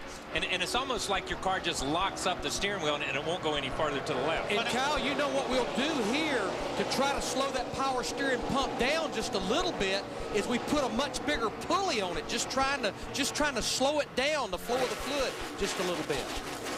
But that deal wasn't because of that. That deal's because he got turned. Yeah, he got turned to the apron. He did a great job driving that thing into the corner on the flat. Remember Tom Snever wrecking on the pace laps at the Indianapolis 500? Yep. Trying to fix the steering wheel. 90-second local break back to Daytona in 90.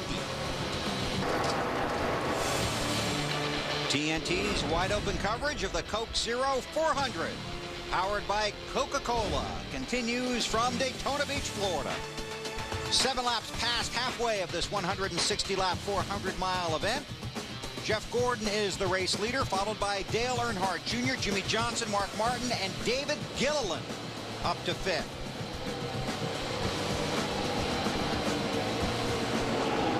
Now teammates try to break away, but those guys are going to catch them.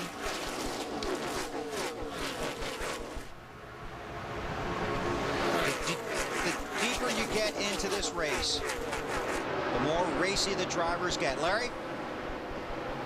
So I'm surprised you can't see the grin on Mark Martin's face from the booth, because when you think about it, he qualified second. He's sitting there running 4th, and you know what? He's looking out the windshield seeing his 3 teammates for 2009. That's right. Announced here yesterday that Mark will drive for Hendrick Motorsports for the next 2 years, the entire schedule, and try and chase down the championship that has eluded him for so many years here in the Sprint Cup Series.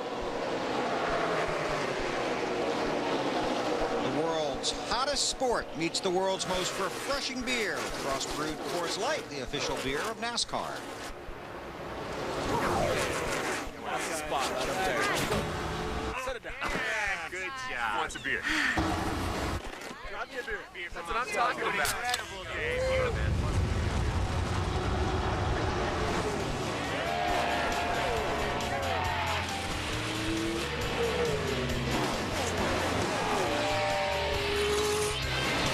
The world's hottest sport meets the world's most refreshing beer. Frost brewed Coors Light, the official beer of NASCAR. Top 5 single file. The 4 Chevys hit the front. Then Gilliland in a Ford. Trying to get some help from David Reagan. That AAA sponsorship up the hill. Is that Matt Kenseth? Yes. Matt Kenseth got a little bit out of shape there, and it took the whole racetrack for him to catch it. Carl Edwards in the Aflac Ford. Roush Fenway. There's a push from Casey Kane. Up and out Matt a little bit. Then he dives low, and we'll try and hook up with Elliott Sadler. Here's what we were looking at a minute ago. Watch his 17. Oh, let me catch it. Let me catch it. Let me catch it. Then he catches it. And just when you catch it, the 9 car runs in the back of you and knocks you by everybody. Now, how confident can you be going into turn 3 after you've just caught it in turn 4 or turn 2? But the 9 did that so he could get by him. Yes.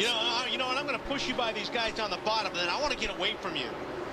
This portion of TNT's wide open coverage of the Coke Zero 400 brought to you by Papa John's, the place Kyle was supposed to stop by when he was in the pace car, but failed to deliver. Buster took the keys.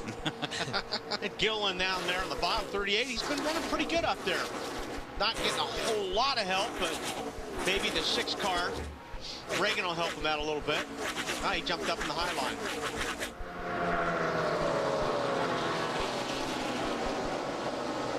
And that 6 car, David Reagan, he's just been here all night long. But he was really excited about his car. When you go back to qualifying, he just thought he had a great car.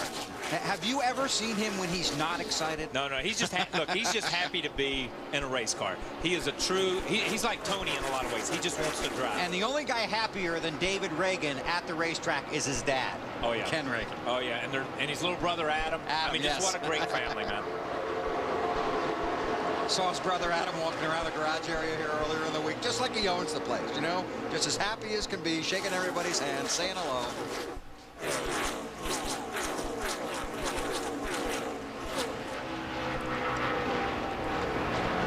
Jimmy Johnson, Mark Martin. David Gilliland behind Gordon and Earnhardt Jr.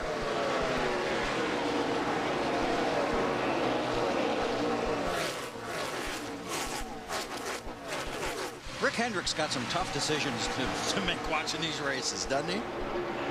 Okay, who am I going to root for here? Well, I can't root for anybody. I got the 4 guys running at the front. What's going to happen on the last lap? Maybe we should just send a camera crew to follow him to see which pit box he sets on. Do you sit on the 24 pit box while he's leaving and then leading, and then you go to the 88? Here's the 18 coming by. Wow. Our director, Mike Wells, will find that out with our great RF camera guys down on pit road. There you go. This 18's on a mission. I mean, he drove into turn 3, or was turned into turn 3, you know, a few laps ago on the flat. And you don't know, and you know it, Wally. You're used to that bank holding you, and all of a sudden you're facing the infield and you're on the flat. There's not enough tire in the world to hold you. He did a great job hanging on to that thing on the flat. There are the 4 Chevys up front. Race fans looking for a little adventure this summer? Try Papa John's Adventure Trio. 3 medium, 3 topping pizzas for $7 each.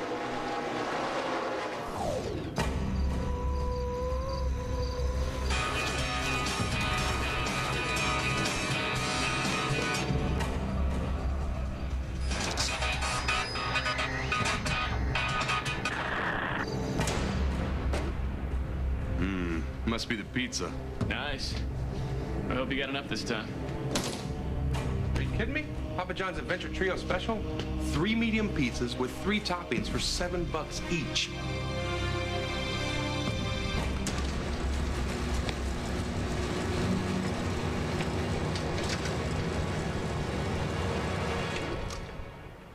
Hey, buddy. These look like ours. Enjoy. Okay, I guess dinner's served. What is this? Who's up for a little adventure? Watch out! Here we go again.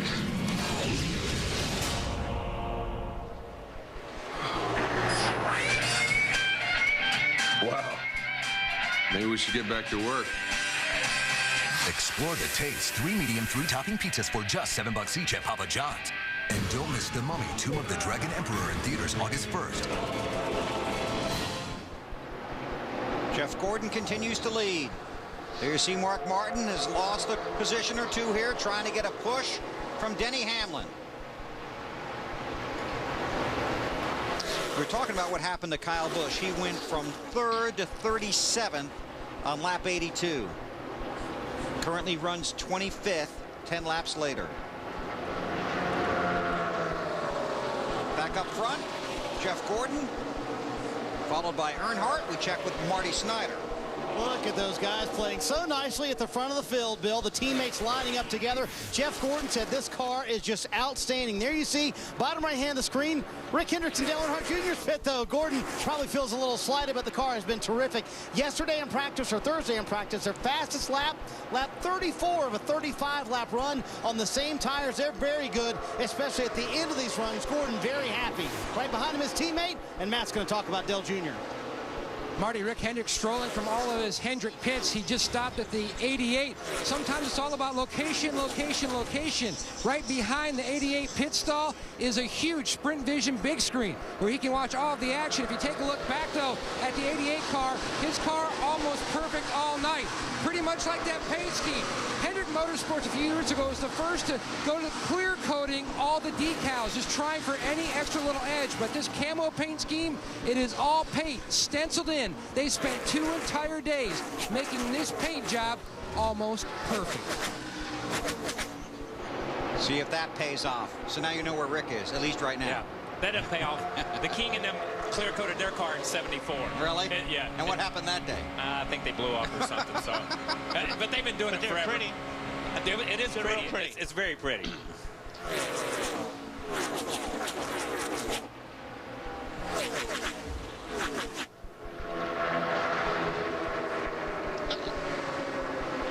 That 38 car is still hanging on. Yeah. But I'm going to tell you something. Down there in 3 and 4 a minute ago, when we were getting here in the pit report, that thing jumped sideways and he went straight to the top of the racetrack. This portion of TNT's Wide Open coverage brought to you by Toyota. Ralph? Well, that 38 is very fast. In fact, David Gilliland was very excited about this race car in race trim. He was really looking forward to tonight's competition. The car's been getting a little bit freer. It's still very fast. They put 4 tires and fuel on it, and the last stop went 1 round down on the track bar. And they're looking for big things here tonight, Bill, because as you know, Yates Racing could really use a good boost of momentum right now. And how about the job he did at Sonoma? Yeah. Excellent job. Long lap. And they did a nice job on Jimmy Johnson that lap, too. Yes. I mean, he slid up on the outside of him coming off of turn 4, and Jimmy gave him enough room.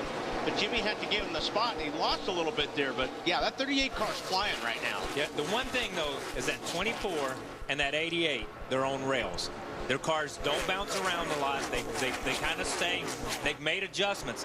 That 38 is fast, but that thing will bounce around. That 48 is fast, and that thing bounces around. We've already seen the 11 be all over everywhere, but the 8 car is pretty good. So out of the top 4 or 5 cars, even though the 38 is making some progress up through there, as you see him go to the bottom of the racetrack here, you know, I'm not sure his car handles as good as those other cars do. I don't think he cares. I mean, no, he doesn't care. I mean, he's going down there and passing these guys without any help either. I thought that was Todd Parrott a minute ago that just said, hey, just log some laps. And the next time you hear him say log some laps, he tries to pass 3 people. The 20 Home Depot Toyota is currently running in the 28th spot. It's being driven by J.J. Yaley. Driver change, Tony Stewart taken out of the car. The report from the infield that Tony is being treated for flu-like symptoms. Okay, now here's where something's going to happen, because they look up, they don't have their teammate in third spot anymore. So they got to figure they're going to have to do something. That 38's going to go with someone. He's chosen the 88 car as he gives him a bump right down the backstretch into 3. This is for the lead, just past lap 100. And here comes Johnson to help out Gordon. Can he get there? No.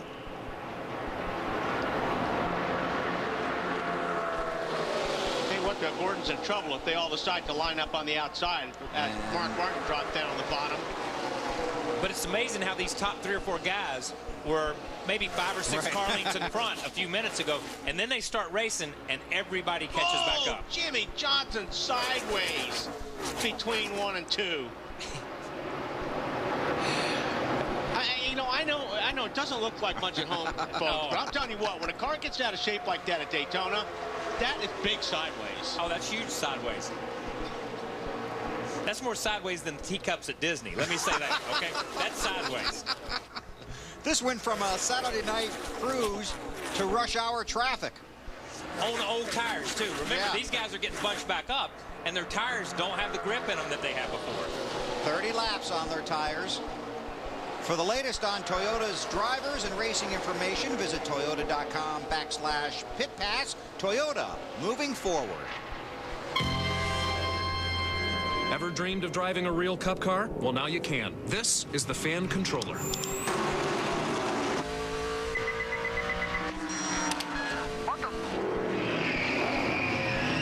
Tony, what are you doing? It's possessed. That was completely inappropriate.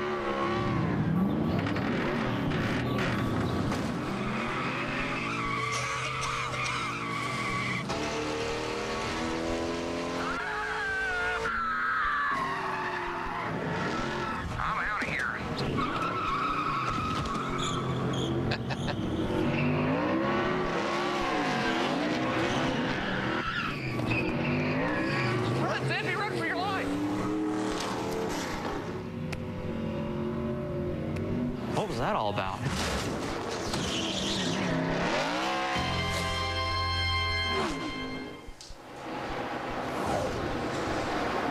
And speaking of Tony Stewart, here's Marty Snyder. Well, guys, just checked with Mike Arning, the team representative for Tony Stewart, and that gang. They do have Tony already hooked up to another IV, and they're treating him, as you said, Weber, for flu-like symptoms. They do expect him to be in the infield care center for the rest of this race, so likely we will not be able to talk to Tony, and we certainly hope he does feel better. J.J. Yaley inside the car. They're just trying to get acclimated out there, but obviously they have a very fast car trying to get him to the front, Bill. Thanks, Marty. 37 cars on the lead lap. David Rudiman is 5 laps down. Sterling Marlin 6 down. John Wood 7 down. Juan Montoya has returned to the track 24 laps down. Greg Biffle out of the race. A.J. Allmendinger 62 laps down after an on-track incident. And let's give Tony a little bit of a nod, too, here. He came and did pre-race for us here at Turner in our pre-race show, and he felt like jumping, but he committed to come do it. Make 115 on the track, road 115. Last time a relief driver was used was Ricky Rudd at Dover in June of 2006 for Tony. And that was after a hard crash at Charlotte, wasn't it? I don't know. That's good, though. Yeah. Yeah, maybe he had it. Is that when he hurt his shoulder or whatever? Right. Yeah, that may be one. I relieved for Harvick somewhere at Bristol or someone. I don't even know when that was. That shows you how smart I am. Thanks for bringing it up. Yeah, no, I was just trying to think. When you said 2006, I'm trying to think. Man, what year was that? We got our best guy working it right now. Go get it, Russell. This portion of TNT's wide open coverage of the Coke Zero 400 brought to you by our friends at Sprint.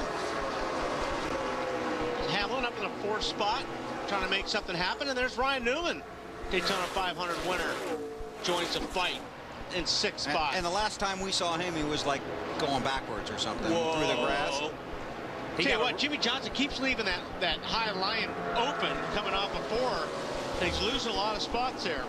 Just as Chad said earlier, why are you running in the middle of the racetrack? But Jimmy feels comfortable. Yeah, I think his spotter was a little late. That's Ryan. And what he was saying was, I think Jimmy's spotter was a little late on that call right there. Ryan's car looks really good. Ryan's car looks good over the bumps, and that's important here. 107 laps are complete. Be back in less than 90 seconds after this local break.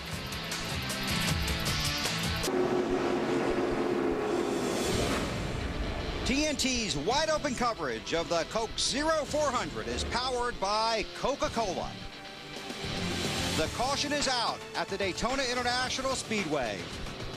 Elliott Sadler coasting to the apron and to the grass. Seems like we get right to this spot where these guys have run all these laps on these tires, and so you want to make it to this part, Kyle, without being the caution. Yeah, exactly. Because the right front's going to blow on somebody's car. This is the longest we've run on tires. Watch his 77. He never turns the wheel. Wow, never turns the wheel and avoids the wreck.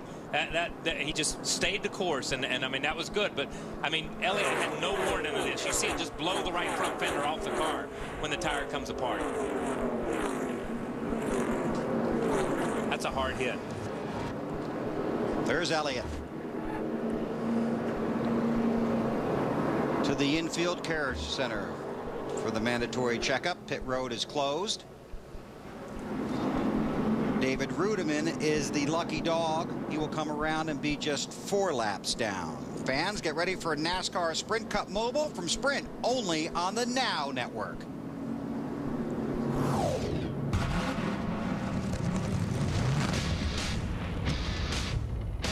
Introducing the Samsung Instinct, only from Sprint. Loaded with features perfect for the NASCAR Sprint Cup Series Superfan. Follow your favorite driver during qualifying on live TV over your lunch break. The only thing you'll be missing is your couch. The Instinct is also packed with features perfect for a trip to the track, like precise GPS navigation. Get directions to Daytona in a flash. Go 0.9 miles and turn left. The Instinct's an internet speed machine. Connect instantly and get all the online coverage you need to stay on the lead lap. Introducing the Samsung Instinct from Sprint, only on the Now Network.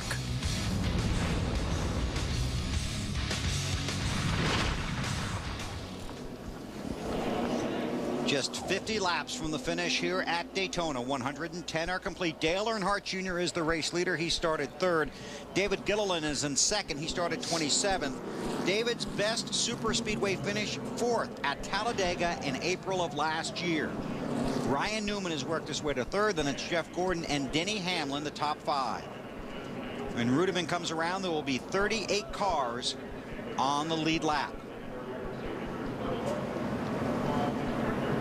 So you can't get to the end from here. What'd you say, you can't? Cannot. Cannot. No. But if you get a caution here and you stay out, you're still on really ugly tires. Thank you. Really, really ugly tires. And we've said, you know, that's the closest we've gotten to a green flag stop right there. And somebody had trouble. And I'm telling you something, when they come down pit road, and these pit reporters and they start looking at tires, they're going to see some ugly tires down there in a few minutes. Marty? Bill, a little bit of panic from Jeff Gordon. He said that all of a sudden either the engine's breaking or something is wrong. They're out of fuel because the fuel pressure gauge is showing nothing. Steve Letarte doesn't seem too worried about it. Jeff Gordon awfully worried about it, though. They're going to hit pit road here and hope this thing refires, but it's fine, I believe. Ralph? 37 cars going to come down pit road. Every time they've pitted, the traffic's gotten a little bit worse. Ralph Shaheen.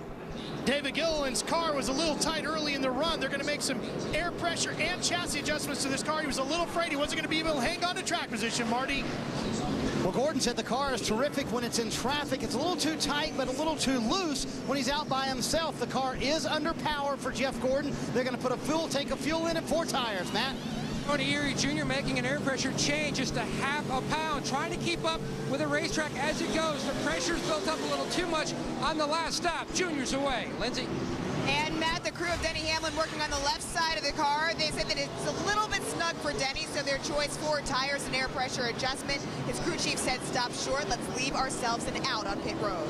Wow, that's a lot of traffic, and Jimmy Johnson almost got Jeff Gordon again. You saw the race off of pit road. We'll sort out the running order. Going to take a 1-minute, 25-second local break. You're watching the Coke Zero 400 live on TNT. NASCAR.com Superstore is the official online store of NASCAR with over 15,000 licensed products, like a collector's edition number 88 Mountain Dew die-cast. Shop now. Go! The countdown is on to the summer's most anticipated night of premieres. You better have a really good alibi. The Closer, followed by Saving Grace. It all starts Monday, July 14th at 9 on... New from Crystal, Breakfast Little Toast. Mouth-watering scrambled eggs and American cheese with a Jimmy Dean sausage, piled high on Texas-style toast. Or with thick sliced bacon. A great way to start your day. Breakfast Little Toast. Crystal in the morning. Nothing like it. Coming this summer to an intersection near you. A true story. Operation Zero Tolerance. Featuring DUI road checks. Starring local deputies, state troopers, and police. With special appearances by dangerous drunk drivers. Don't say you didn't know. Don't say you weren't warned. Criminals call Operation Zero Tolerance arresting. A roller coaster ride to jail. Watch for Operation Zero Tolerance. Brought to you by the Governor's Office of Highway Safety. Over the limit, under arrest. Everything you know about sandwiches is about to change. Introducing Crystal Chuck Melts. Big 100% Angus beef with Swiss cheese and caramelized onions on Texas toast. Or barbecue bacon cheddar. New Chuck Melts. Only at Crystal. Nothing like it. Okay. TNT's wide open coverage of the Coke Zero 400, powered by Coca-Cola, continues on a perfect night for racing from Daytona. And this portion of TNT's wide open coverage is brought to you by Subway Restaurants and Heartbreak for David Gilliland. We told you, you got to be good on the track and you got to be good on pit road. David Gilliland came in second, and here's what happened. Heading for his pit stall. And, oh, ran over the hose, or ran over the line. Right. Didn't really run over the hose, but. And he was just on the line by about 2 inches. And you know what? Oh, man, that's so easy to do. Got the adrenaline pumping, you're coming in, you're running second, you're looking for a good run, the team needs it, and you make a mistake in pit lane. And I mean, there's nobody that feels worse right now than Gilliland, and winds up 14th after that pit stop. And we saw the 24 and the 48 get bottled up at the end of pit road again. The 24 leaving his pit stall was, it's incredible. You see the in-car when he leaves his pit stall here. Well, watch it. Here he leaves his pit stall. You see him pull out to the line. Oh, there's the 12 right beside of him. Now he's right at the 12's left rear corner. You see the 48. Bam, he has to lock it up. And look at the 12.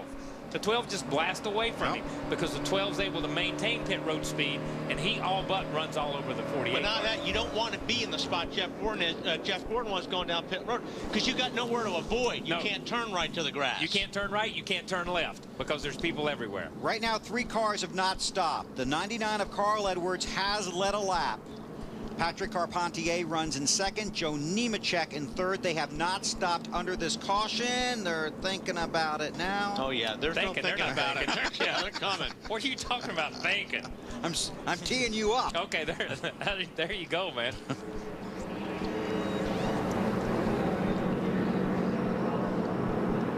think the guy in 9th right now probably has much steering issues any longer. It's the because if he did, he wouldn't be sitting where he's at, I don't believe. 18 of Kyle Busch. Reported a steering problem after getting hit from behind. If I got hit like he got hit and turned down on the apron, I would tell him how good my steering was because I was able to catch it. Lindsay? You guys are talking about the 11 and the 18. Actually, they've used this time during the caution. Mike Ford, Denny Hamlin's crew chief, suggested that he get on the radio and talk to Kyle to just make sure everything is cool. So that's what they've done. Denny came back and said, yeah, Mike, I talked to him. You know, we discussed what the issue was, and basically Kyle thought that it was his fault. So all is good in the Joe Gibbs camp right now. Robbie Gordon's sitting there, too. He's sitting in the 10th spot right there after starting 37th in this race. And David Gilliland, who had that problem on pit road, now scored in the 11th position. Who will represent your team in the Major League Baseball All-Star Game? Find out exclusively on the 2008 Major League Baseball All-Star Game Selection Show, presented by Chevy at 2 p.m. Eastern, followed by the Cubs and Cardinals. That's tomorrow only on TBS. And the Gibbs organization must have the capability to talk from car to car to car. They do. I know I can talk to Bobby when I'm driving the 45 car. We can talk back. So obviously these two drivers, back to the teammate issues. Obviously the 11 doesn't want the 18 to be mad at him if it comes down to the end of the race. They want to be able back on team orders. Right. So they've worked it out under caution. Getting ready to come back to green here in about a quarter of a lap. Real quickly, the Chick-fil-A charity ride begins a week from tomorrow. A week from tomorrow, we're leaving Traverse City, Michigan, headed over to Elkhart Lake, and then over to the Harley-Davidson Museum, and we're excited about that. End up in Savannah about a week later on our off week. And you can follow that online at Chick-fil-A charity ride. Chick-fil-A Kyle Petty CharityRide.com, the longest name of any charity event in the world. Let's go to NASCAR.com. I'll point you in the right direction. NASCAR.com. That's good. Earnhardt leads. Green is in the air. 46 laps from the finish.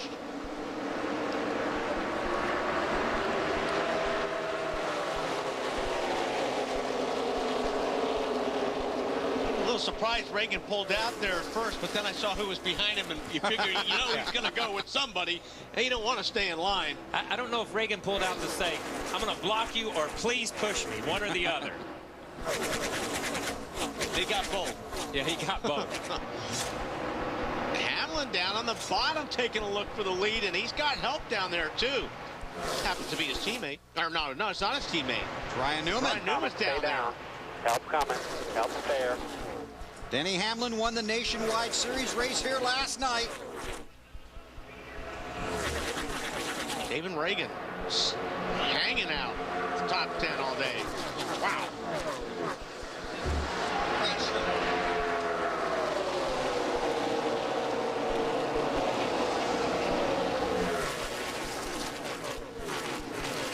Those guys really feeling good on those tires, aren't they? Oh, yeah.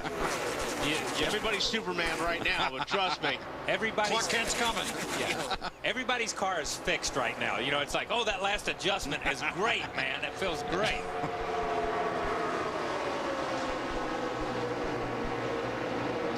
Did Reagan give Newman a little nudge there? Looks like he might have.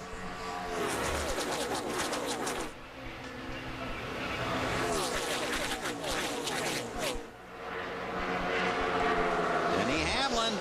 Oh, man. These cars just look, they're moving around a lot more than I thought they would. They move up, obviously, on these bump stops and running the packages that they run, and we saw it down here in February. The cars are fairly rigid. You see the front valence. You see them bounce around on the nose. What amazes me watching this race was I really thought they would get off of them a little bit because it was a handling type race. But these cars are moving left to right a lot more than what I anticipated them. Like a lot of bump steer or something. I mean, it's like, and maybe it's because it's got so much, you know, camber and capture, like Larry was talking about at the beginning of these things. When these bumps, when you hit a bump like that, these cars do dart around more because of that. Boy, Denny Hamlin using a lot of the track. This portion of TNT's wide open coverage of the Coke 0400, brought to you by Warner Brothers' new motion picture, The Dark Knight. That's in theaters on July 18th. Earnhardt Jr. in the low line. Ooh. That 48 almost squeezed that 24 on the outside wall right there. He wanted that. He wanted there to be an opening there, really bad. He was wishing for an opening, it just wasn't there. 12 car got hung in the middle. We saw the 12 car challenge for the lead on the outside, and then they split him, and now he's in the middle. Clear high, 12. That's what I'd be saying. And there's Robbie Gordon. Marty Snyder with a report from pit road. Well, Bill, the racing is obviously very intense out there, but Larry Mack's computer must be smoking, or his calculator probably is, because the crew chiefs are thinking fuel mileage. Here's what Steve Letarte and Jeff Gordon had to say. Hey, this isn't a place you can really help me at all on the green for fuel mileage, right? No, not really. I mean, I can, but we'll lose position. Yeah, we don't need to do that. Just making sure I got my head around our situation. We're about 3 short right now, so you do what you got to do. We ain't gone a green flag run yet, so. You're about 1.5 short now. Yeah, guys, I definitely believe there are cars out there with the way that the fuel mileage works in the draft that can make it. We got that restart with 46 laps to go, but what I've seen, I'm not sure that we've got right front tires that will make it that many laps. I agree with you, Larry. And you can see right there, classic example of the bump draft that just, it's almost like these guys have a turbo that they turn up when that happens. That was a class, and you're right. That's a classic. That's the best example. That ought to be played everywhere to show people what it does. You saw the 24 get into the bump draft, or bump into the 88, and then that 38 bump them both and bump them all the way up to the front of the line. Lindsay. Well, you guys talking before about fuel mileage. Denny Hamlin, we know, is going to come up about 6 laps short. So obviously they will be looking for that caution. Denny, remember, led 32 laps at the Daytona 500, had a pit road incident, ended up finishing that race 17th. Right now, he's very, very comfortable with his car, just trying to work the right line. Now, I just want to point out a handful of cars did come in and top off. McMurray, Sorensen, Regan Smith, Kurt Busch, Michael Waltrip, Matt Kenseth, Dave Blaney, Michael McDowell, and Boris said all did top off on lap 113 before we went green. And let's point out that those guys have not been in the race all night long. Right. And what I mean by that is not been in the top 15. Kenseth is the only guy who's run up there and been a factor as far as in the top 5 or 10. But any of those other names that you just mentioned, they're playing a different strategy or playing a different game right now because they know they can't get up here and run with these guys.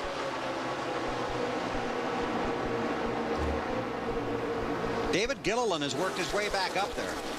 He's got a fast race car, so I don't, you weren't going to hold him down just because of a bad pit stop. Which is not surprising for Yates to have a fast race car at Daytona. No. And that 6 car, he's hanging in there. Yeah. I'm telling you, David is doing a great job in that 6 car. He was running second. Now we might lose that to Earnhardt. He needs a 6 car needs a little bit of help. He needs a teammate up there to work with. Ralphie. Well, I just talked to crew chief Jimmy Fennick about the fuel situation on the 6 car, and he smiled and said, we're right there. So they might be in a really good position with this 6 car all the way around. I'll tell you what, he just gave the 88 a shot, and that shot put him in the lead. At a place where you run wide open around the racetrack, and you heard it, you can't save your guy anything. Even if you're running in the draft, you're not saving him any fuel. You hear the cheers, Matt, for car 88. Back out front, and as he was leaving pit road on the last stop, Tony Eury Jr. said, try to save me as much fuel as you can. Did you hear me? And Dale Jr. said, yes, sir. And then he said, should I go ahead and just start shutting it off and coast? Remember, back at Michigan, that's a technique that Dale Jr.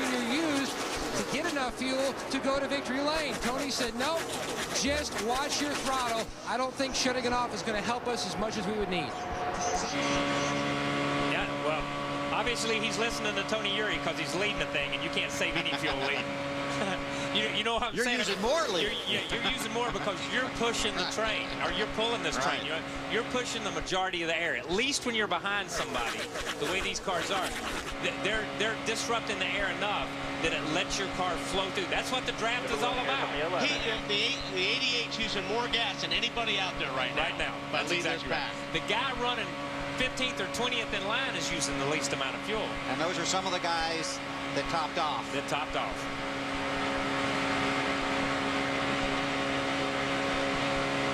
One of those cars, the 20 car of Yaley. Levin's getting a big push up in the 6 there, 1 back. Yaley last stopped on 111. He was not one that topped He was not one. But he's in about the right position when they're running 2 and 3 wide. You catch those cars running 2 wide in front of you, you save a ton of fuel because they're disrupting it a lot. Oh, here we go. Finally. Yep, 38 must have got it. Oh. Jeff Burton is around, second in the championship standings. Cars diving for pit road. That's a great job by a lot of people right there.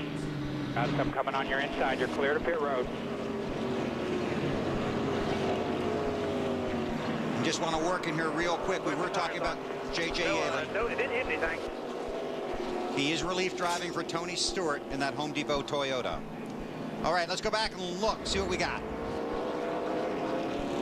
David Gilliland, the 38. He just got loose on that bump and went to catch it, and unfortunately, actually, Newman got away with it. Newman, that thing bounced off the wall, and then you saw the 5 car evidently got in the back. But you see, just like the 31 said, you heard Burton say, I really didn't hit anything, and he didn't. The thing slid just straight as a shot down that short chute. It dug the left front end, but you see this car bounce and then take off. Bounce sideways, boom, up the racetrack. Newman had no place to go. But look at the front of Newman's car. It's just perfect, man. It's like nothing happened to the front of his car. He did hit it pretty good with the right rear. Side. Yeah. But when the car bounced off the left of Newman's, see, he's turned. He got turned right there. I believe Vickers got into him on that one. Okay, well, you saw it just get turned because it's easy, boom. It moves to the left. And that's not you braking. That's somebody running in the back of you and turning you.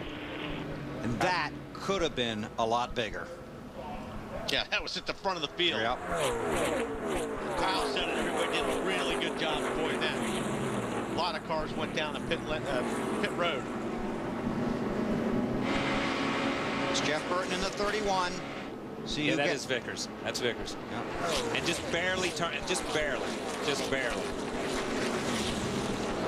Pit road is open. The cars are there. Here's Ralph.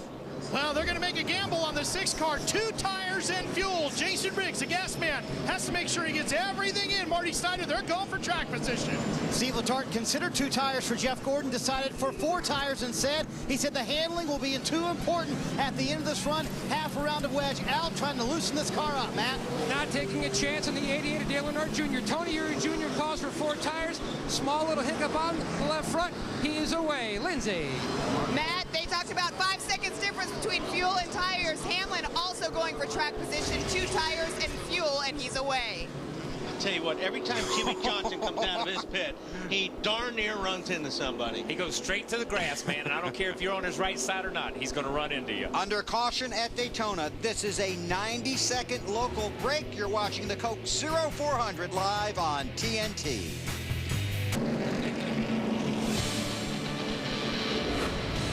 TNT's wide open coverage of the Coke 0400, powered by Coca-Cola, continues at Daytona. That was our last local break, so our wide open coverage will take you all the way to the checkered flag here at the Daytona International Speedway. And remember, a week from tonight, we're at the Chicagoland Speedway right here on TNT. And this is what Wally's and Kyle and everybody basically is watching at the end of pit road, looking for Jimmy Johnson here in the 48 low Chevy. Yeah, he comes screaming out there, almost gets into Harvick. Got a pretty good shot from the Harvick car. And Jimmy Johnson's not doing anything wrong. It's just that he's not in the greatest pit stall in the world. It seems like every time he wants to come out, there's a lot of traffic. That's just... Yeah. What you got to do? That's what you got to do. He's just, when they drop the jack, he's taking off, and he's trying to get as much as he can. And he's not doing anything wrong. But that's where picking a pit stall is so important. They won't pick that one again. They won't pick that one. They'll mark that one off their list. 126 laps are complete. Be 33 to go when they get back to the line. Still working the caution here at Daytona. Michael Waltrip and Boris Said have not pitted. We'll sort this out in a second. Let's check with Ralph. Bill, they spent a lot of time going over the replays down here in the 6th pit. NASCAR has said the ruling is called non-compliant fueling. David Reagan is going to have to come back down pit road because catch can man Richie Davis did not have the catch can in the car as they were finishing off the fueling. So when they bring the car back down, they're going to now put left side tires on the car as well, top off the fuel, and get it back out. But Jimmy Fennig, crew chief, not happy about this. Yeah, I'm sure Jimmy's not happy about it because all this pit position he loses. But we saw this a couple of weeks ago when the team dropped the catch can. The catch can has to be in the car. You see it's in the car right there. And he's motioning go, go, go for what? He's still in the car. Nope. Oh, he pulled out. He pulled out just a second earlier than the. Yeah, when he pulled the can out, and it's got to be in there the whole way because that's the safety of these systems. And you know why the gas man went back? Because the crew chief said, pack it full. Pack it in there. And that's why they were just. That's why when he was waving his hand, what he was basically waving his hand for it was to say, it's coming out, it's coming out, it's coming out. You're packing it in here. And then when he should have pulled out, or he should have either taken a step forward. But I mean, that's just that's a judgment call. That's a judgment call. It's full. I mean, and he's got 4 tires now. He's starting at the back, so he's got 4 tires. And Larry, these guys aren't just thinking about getting to 160 at this point, right? No, I mean, right now they're good to go. Right. They're good to go even if you have a green-white checker. But Bill, the one thing I want to point out is I think we're coming to the green flag. Boris Said, who's leading this race, he's one of the cars that you mentioned that topped off with the 1 to go on the 4th caution at lap 113, which is 47 laps to go. Boris Said is here for one thing and one thing only, and it's not about points. It's about trying to win a race. I thought you were going to say it's about the party. But, well, that too if he wins the race. But Larry, I don't you agree though? I mean, he may be fine for a little while, but once you start running laps on these tires, the tires are going to be the story. I mean, that's going to be what you got to have at the end of this race. Oh, I think they're probably going to chew him up, Wally, because he's sitting there with 10 laps on his tires right now. But you know his crew chief, Frankie Stoddard, he is definitely a gambler. Oh yeah, oh yeah.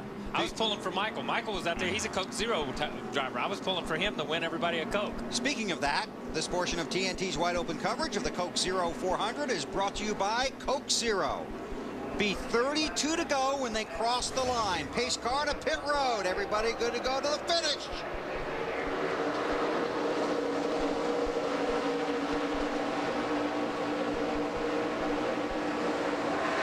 And I believe poor Boris isn't going to have many friends here to begin with. Boris got just good enough jump that they'll just draft up on him and pull out on him right there. And nobody will go with Boris. Block him, Boris.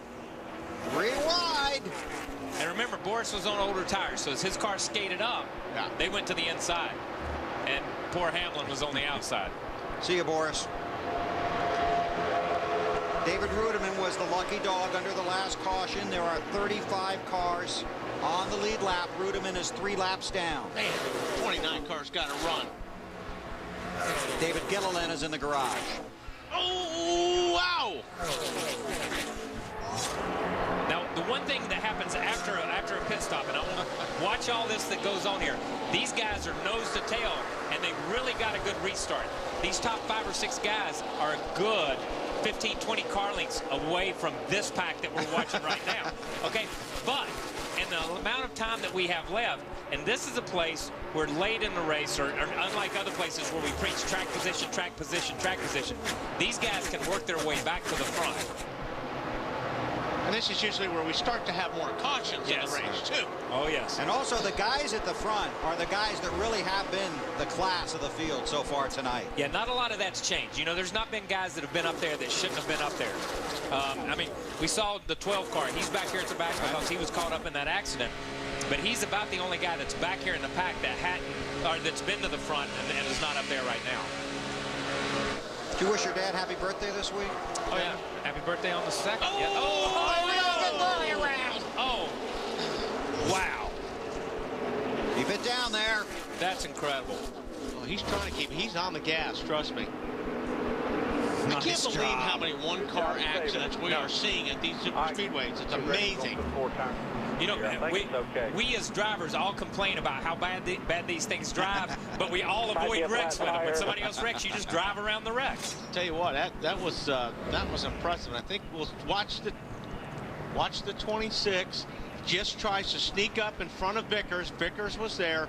Just another one of those close calls on somebody saying, you know what, you're clear when you're not. Yeah, and that's, once again, that's a hard place. Just as Larry said earlier, coming out of turn 4, it's hard to clear somebody going away from you into turn 1. And this is right in the short chute, going away from where the spotters are. And it's hard to clear somebody. Yeah, and you're that was just really, really tight. And you're in the shadows. Oh, and the one car did a great job. He just held his line. He stood on the gas. He's in the gas. He's out in the dirt. He did not want to go back up that banking in front of all these cars. This is Tony Stewart's prelude to the dream right here. Watch him gas it up right here. Stands right back in the gas. Look at that thing spin. He's in the cushion. Defending champion of this race. Oh, he got into him. I can't. Who was that? Truex. I think it's Truex in the one car. Digging into him hard, but man, it's unbelievable that he didn't take a bunch of cars with him. Because Truex could have got into him, and instead of the 26 spinning down across the racetrack, he would have spun back up the racetrack, and then it would have blocked the first corner. Because then you have guys going up the bank and coming back down the bank. Or he could have flipped him. That's a good way to flip a guy. Oh yeah. You see the official here talking to him, making them check their roof flaps right there. Ralph. Well, we're down here with Steve Addington, crew chief for Kyle Busch. Boy, Steve, you've had an eventful night tonight. Is this car good enough now to get to the finish and a win? I think so. I just got, it's the way it is. You got to just position yourself to be in a good spot there at the end on that last lap. But he did an awesome job saving us a race car on the back stretch there. See if we can get this Interstate Batteries Toyota Camry in victory lane for Norm Miller and all those guys at Interstate Batteries. Kyle Busch has had a lot of second places here, gentlemen. He's trying to end this streak with a win. Marty? Steve Letarte just reconfirming Jeff Gordon knows to stay out on this stop. Any doubt there that you were going to take 4 on that last stop? Seemed like you hesitated for half a second. Yeah, there was a little hesitation, but not really. Tires have been important all weekend long. There's nothing new here in July, but I'm extremely proud of the DuPont Chevrolet team. Guys at the shop put together an unbelievable speedway car. It's a little short on speed qualifying, but we knew that was going to happen. We worked on handling, and it's been handling good so far tonight. Matt? Hendrick Flavor at the front 3 of the top 4 cars from HMS. You have to be really pleased about how your entire organization has produced this car. It's been almost perfect tonight.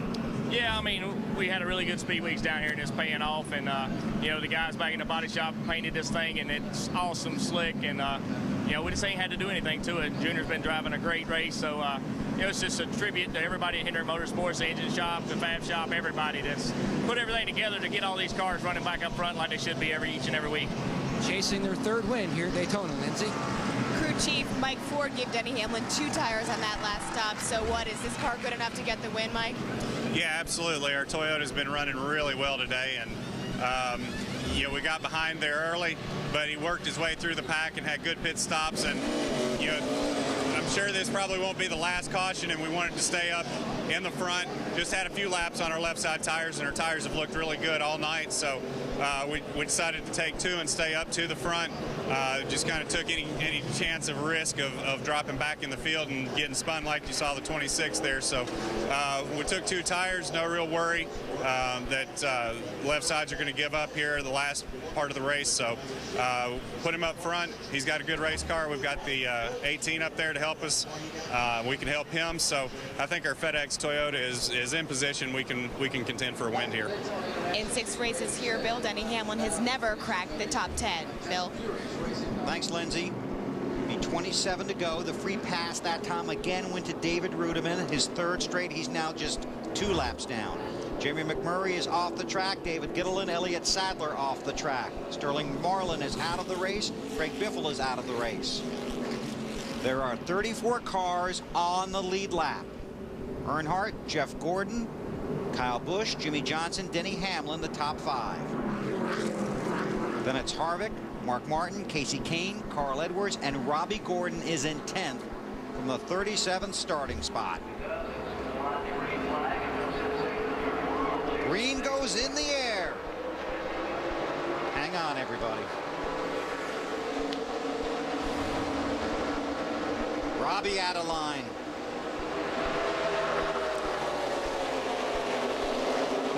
once again, as you see these guys go off in the first corner, the top 5 or 6 cars, or first 5 or 6 cars here, are back to Denny Hamlin, as you see the Harvick pull out, and the 8 take that spot. Now the first 6 cars, these are the best 6 cars. These have been the top 5 and 6 cars all night long. The 88, the 24, the 18. These guys aren't getting, they're not pulling out of line. They're getting pushed out of line. Oh! Jimmy Johnson into Kyle Busch. These guys are starting to shove a lot more. Shove a ton. And Jimmy, I tell you what, man, Kyle didn't give him any room. When they got into him, Kyle kept him pinned down there on the bottom. We want to point out Jeff Burton has continued just cleaning a little grass off of his car after that altercation in turn 4. Burton in the 30th position. It is airtight at the front right now.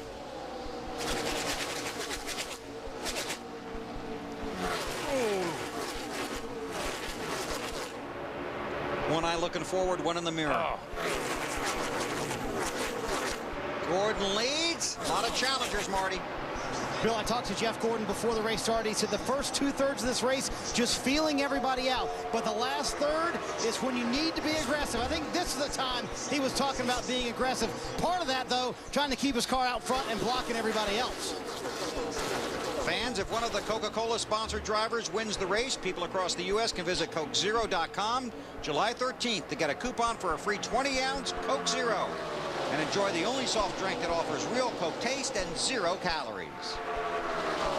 Our product has been sponsoring your races for, what, over 20 years now? Something like that, it's yeah. Coca-Cola, not Coke Zero. They took our taste without checking with us. It's Coke. It's Coke Zero. Just get over it. But it's hard, Jeff. Yeah, It's hard. seeing everybody kind of embrace this new sponsor makes us deeply sad. It's... If a Coke driver wins, everybody wins. Go to CokeZero.com to get your free Coke Zero. Man, there is stuff happening all over the track. Are you trying to tell me something? No.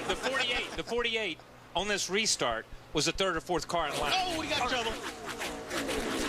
That's off of 4. Denny Hamlin. Sorry. Ryan Newman. Did he hit you? No. Kyle just about jumped out of his shoes. I was pointing at something while he said, oh, there they go. And I'm like, oh, my God, what was that? Go to the garage. Poor Ryan. I mean, this is the 2nd accident he's been in and been pinned up against the wall. So it's the 3rd time he's been involved in one, Yes. too. Won the Daytona 500, but not tonight. And there's Denny Hamlin. Winner last night. Probably not tonight. See, Ryan's down all the way on the bottom. Ryan was he just got caught up in somebody else's mess. The 11 got turned. I couldn't tell who that was. And Ryan was in the wrong place at the wrong time. That's all that was. And the first accident, Ryan's on the outside, gets pinned on the outside wall. This time he's on the bottom. And it's just one of those nights where you can't get a... That's the 1 car. Yeah. I think it's the 1 of that was Truex's car. Yeah. Truex's car. And, then, Looks like it's just, you know, this is what time of race. Everybody's going to get more and more greedy. That's right. And it's the same thing we saw in the first accident off 2 when they spun down the backstretch, when Ryan spun down the backstretch there. They just all come up off the corner and they're trying to get out to the wall. As you see the 1 car, the 11 cars all the way out the wall. The 1's right there. Boom. He touches him, and as he comes straight back across and just clips the front of the 12 car.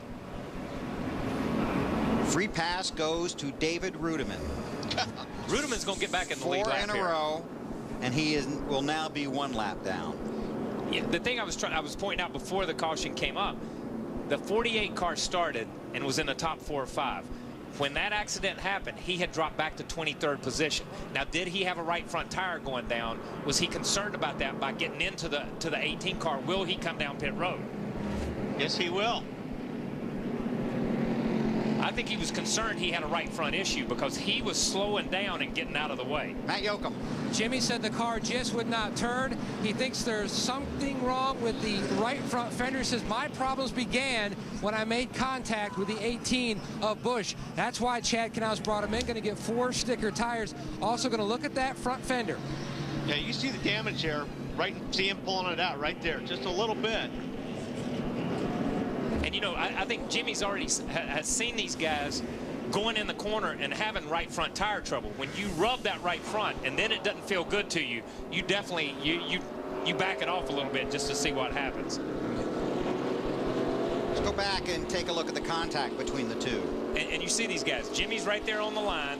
The 18 car comes down a little bit. There's a little contact made as you see Jimmy's car. The 18 just was trying to get in position.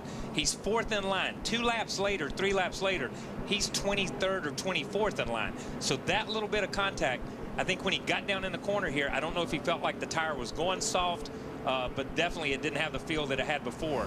So he's very, very fortunate he caught a caution here.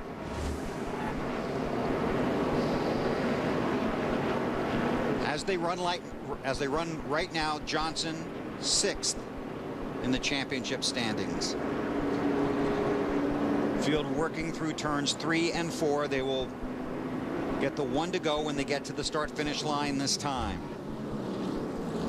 Now a number of cars came down pit road. Robbie Gordon, Regan Smith. Go ahead, Larry. Well, you talk about peaks and valley. When I look right now at the 20 car with J.J. Yaley in it, substitute for Tony Stewart. Remember, he missed the race at Infineon. He comes back to Loudon and finishes 3rd. He misses the race here. He gets in a race car he has had no time in, and he has worked his way up to the 12th position. This has got to be such a confidence booster for J.J. Yaley. Without a doubt. Yeah, and you know, it's nice to get in a car sometimes. And get in a car, and we all know it. You know it, Wally. You see these guys and they're lapping you every 15 laps, and you think, my God, if I could just get in their car, I know I could do as good as them. And every driver feels that way. So I think for JJ, he's struggled. He's had some confidence hits this year. This will build his confidence back up, and I think he'll carry this back to the 96 and be a more confident driver when he gets back in that car. And you know what? They may listen to him a little bit more next week when he says, well, the car's doing this. And that's possible. Now keep this in mind. These are the guys that stopped. Robbie Gordon, the 01 of Smith, Sauter, Johnson, Bobby Labonte, Dave Blaney, Michael McDowell, and Joe Nemechek. Those are all lead lap cars, and they'll have about 10 lap fresher tires, but they'll be much deeper in the field. As you take a look at Race View, you can listen into your favorite driver all race long. Check out Track Pass Race View yourself. Log on to NASCAR.com/raceview right now, and you can start your free trial with 21 laps to go when they get the green. If this was New Hampshire or next week at Chicago, none of those guys would have pitted. They would have stayed out for track position. Right. But at Daytona, the tires have become so important here, especially late in the race, and we've seen people be able to pass outside, inside, that you're willing to give up some track position to try to fight your way back. And this really is the kind of race where you see that Chad Knaus, Jimmy Johnson magic, where they fight it all day, then something goes their way, they come to pit road, they come back out of the back of the field, and when it's over, they're in victory lane. Johnson in the 27th position. So it's Jeff Gordon, Kyle Busch, Mark Martin, Casey Kane, Matt Kenseth, Kevin Harvick, Clint Bowyer, Carl Edwards, Paul Menard, the pole sitter, and Earnhardt Jr. in 10th. That Corvette pace car dives the pit road, and here we go. 21 to go.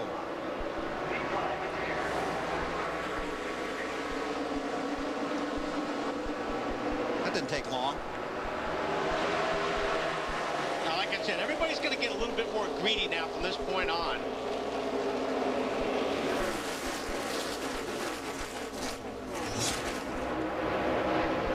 And one thing you don't want those leaders to get out single file and just drive away from everybody. You want to be in that pack at the front. If you're going to be able to win this thing, you've got to be in striking distance. Oh, man.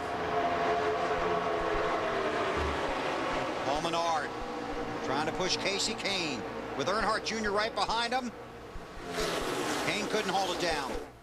Yep, Kane got a little bit loose there. Didn't lose anything, though. Oh, they're wrecking. That 20 car was sideways coming out. I think the 20 car caused that. And I'm sorry, but I think the 20 car got sideways, and these guys were just trying to avoid him. Oh, man. Another wreck for Jeff Burton. Again, he's second in the championship standings. Casey Mears is in it in the 5 car. Wow. But we just see it all the time at this race. As soon as we get close to the end of the race, it's just like caution after caution after caution. And all it is because guys are trying to go. They're not sitting there riding around, logging laps. It's hard to tell whether the 20 Watch car for the got 6. hit. Yeah, watch for the 6. Yeah, the 6 car got the 20 loose. Yes, and JJ did a great job of hanging on. But those guys, this is a chain reaction accident right there. The 6 got into the 20, and everybody sees it, and they begin to check up. And we saw the 31 get run over a minute ago. He just got run over again right there. You know, that's why, you know, guys wanted to stop and get their stuff, make their stuff better, but you don't want to be at the back, like you were talking about. JJ did a really nice job hanging on to that race car. Yeah, he did. Jeff Burton hasn't finished out of the top 15 all season. God, how did he not hit that car? I don't know. Every time I see it, it's like, I can't believe he didn't hit it. Oh. And the five just turned sideways. And I'm trying to see who got into the 31. That would have been the 2-car of Kurt Busch. But they were checking up because I think the 83 got in the back of the 5 car almost. Oh, jeez. If you look at it. I know, I'm telling you. He doesn't. Like, okay, he's going to hit him this time. I think that's right. On board with Jeff Burton. What's the 83 in the... Oh, no. 5 car just got on the brakes. I think the 5 car... It's amazing. Every angle you see something different, man. Because it's like the 5 car, I thought he got hit, but he didn't really get hit. He just kind of checked up and it got out from under him.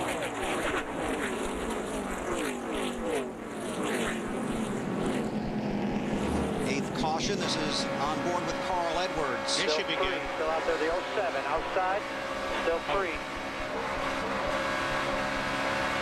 Clear high. They're wrecking behind you. Just roll out of it. Yellow is out. That 5 lost it on the inside of you, caused a big wreck.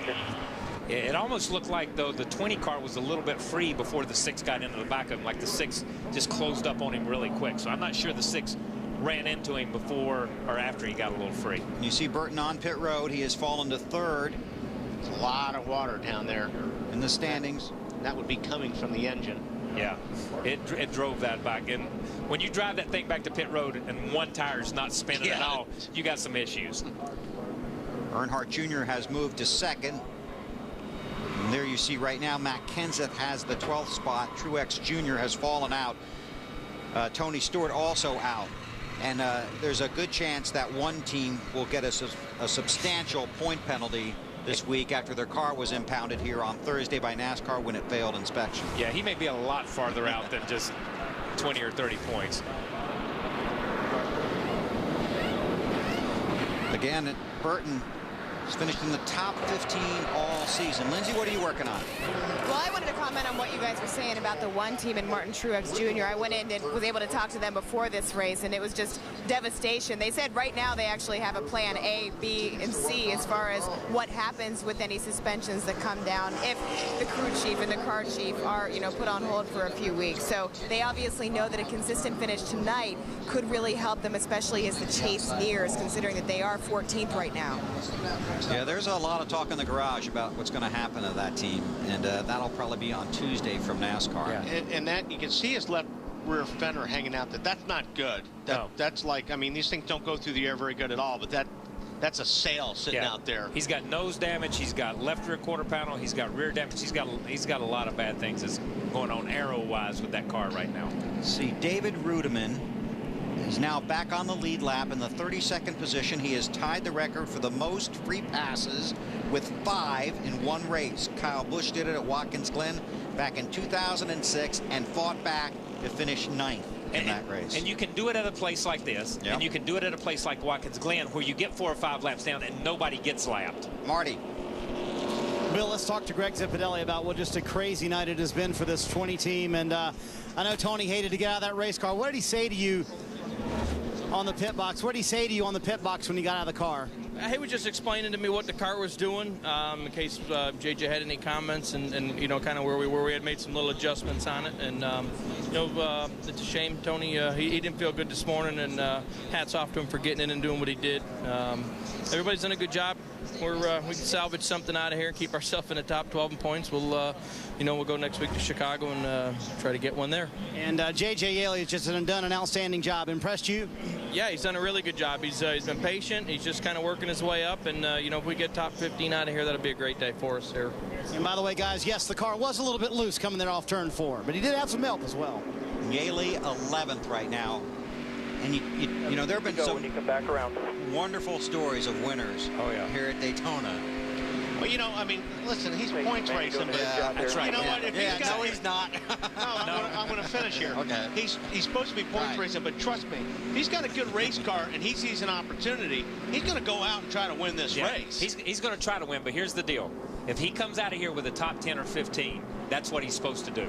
If he crashes that car or gets caught up in something of his own making, not of somebody else's making, then that's a mark against him because he is a relief driver. And you just heard Zipadelli say, our plan changed. We just need a good top 15 out of this. 17 to go at Daytona.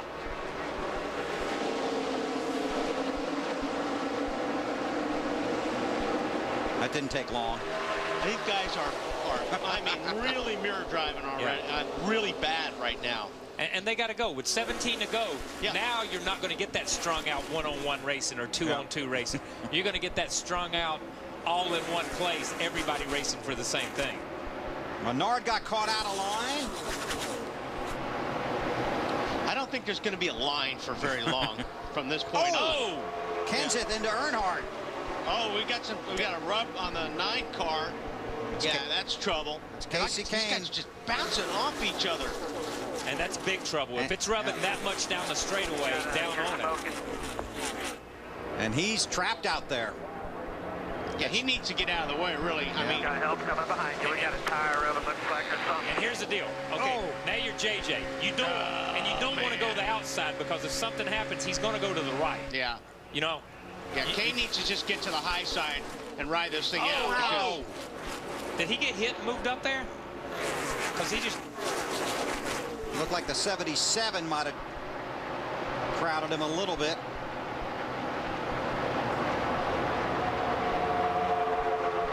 They're trying to get around that 9 as quick as they can because, I mean, when you see a tire rub like that, it's like blood in the water. You got to get away from that guy because you don't know what's going to happen to that car. Yeah, you don't want to be behind him. You don't, like you said earlier, and look, you see it sparking now. Yeah. When it starts throwing sparks, it's going to happen. He's not slowing down.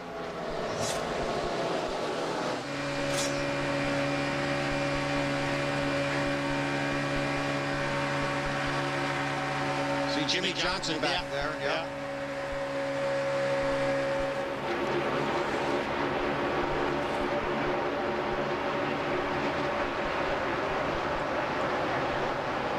It's still got a little smoke, man. Most of the times those things will not clearance themselves, no matter what. And as tough as these cars are, we see these cars bounce off walls.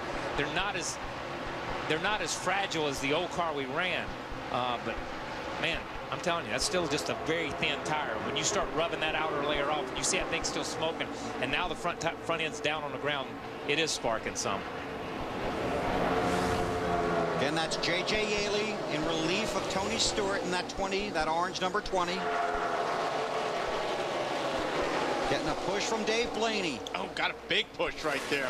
But he's got no place to go. Right, and that's what the guys behind you can't see. They can push you into something, and there's nothing you can do about it because he pushed him right up on that 2 car, and that 2 car had no place to go. Okay, we'll keep an eye on this. Let's go back and look at Casey. See? They just all run up on those cars. The closure rate was so big on that they just all run in the same place at the same time. Now this one got loose. No, just got loose. Oh. So big time the 77 had nothing to do with that. No, he just got free when he bounced her down in there. Good job on the replays down there. Great job picking that up. And while all this is going on, Jeff's just methodically leading this thing. And Kyle's just riding there on his bumper, and Junior, those 3 guys. And we talked to Gordon earlier in the weekend, and we asked him where he wanted to be on the last lap, and he said out front. Yeah, said it's easier to make a car wide on that last lap than try to wonder if somebody's going to go with you or how do you make a move. And before this caution, the 17 car, remember Matt Kenseth, we said, okay, he had topped off, and he was the only guy that had been in the top 5 or 10 who really topped off and had a shot at doing something. Here he is 4th. He's worked his way back up to there.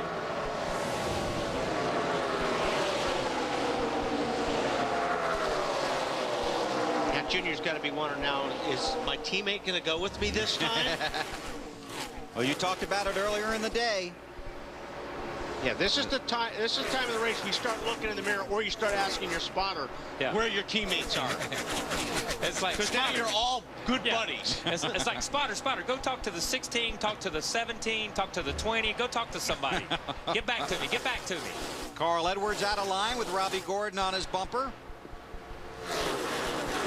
Yeah, don't forget about the guys that put on fresh tires there. 7 is one of them, Robbie Gordon. And these guys have 10-lap fresher tires than everybody else, and we got more guys big spinning her. Caution is out. Caution's out. Orsted. It's coming off of turn 4 right there through the tri-oval. And that's the guy who had the oldest tires. Yeah, right. Remember? And this is not what Robbie and those guys want to say. You heard Frankie say, wrap it up. We've seen this so many times tonight where you're coming from the bottom, you think you're clear, and you're not. It's Joe Nemechek in the 78. Sorry, Wally. And basically, you're just running over somebody's left front fender. Yeah, and you think you got the guy cleared, and you need that extra 3 foot of racetrack. That's all you need is that, because you see him come straight off the bottom of the racetrack, right up, and get into Nemechek on the outside wall. But he needs that to make his car turn. That camera's seen a lot of action tonight.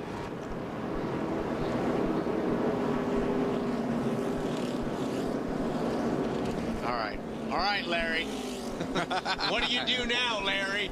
Well, I don't think you can give up that track position, but guys, 2 cars that I've been watching, and Bill, you talked about them making a pit stop on lap 137. They have been coming with fresh tires. Is Robbie Gordon that 7 car and Michael Waltrip in that 55 car. It's not that the fresh tires make you faster. It just lets you be able to maneuver the car. You can go to the top, you can go to the bottom, but I just believe this group at the front, they will not give up that track position with less than 10 laps to go and not get back there in the eye of the storm.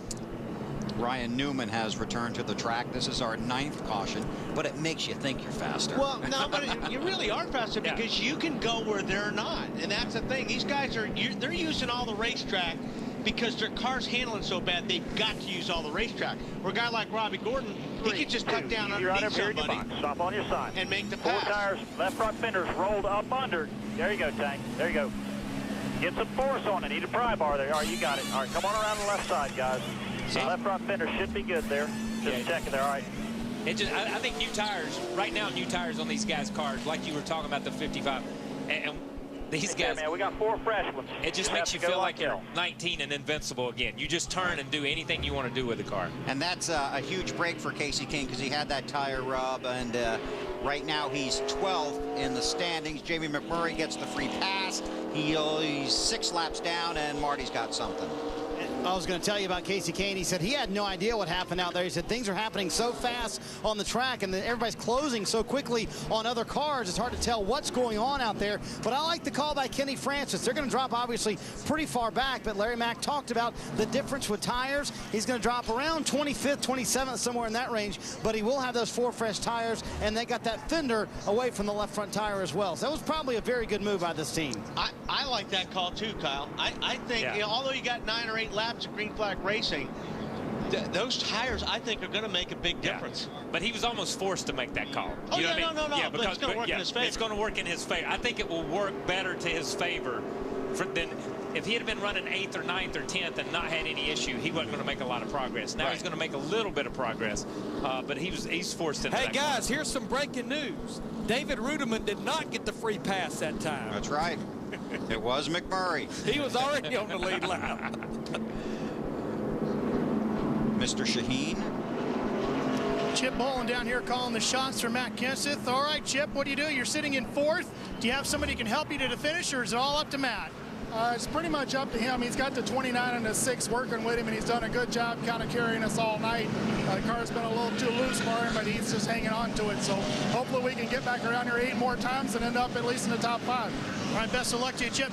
You know, Bill, if you remember at the beginning of the show, I told you that Matt Kenseth says Speedway racing here at Daytona is maddening to him. This is exactly why. Yeah. But the fans love it. And so do a lot of the drivers. Yeah, and it's been a good race. I mean, there's been racing. I know we've had multiple cautions and we've had things, but there's been good racing from the front all the way to the back.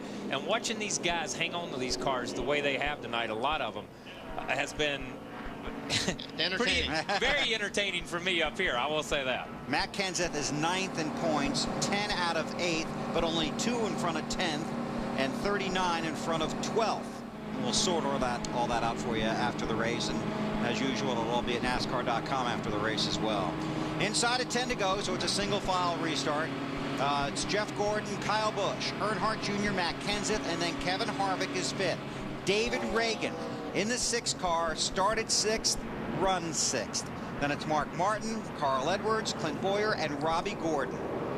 And everybody out there in TV land, if you want a free Coke Zero, you better start pulling for a Coke family driver, because it's not looking really good right now, because there's not one in the top 2 or 3.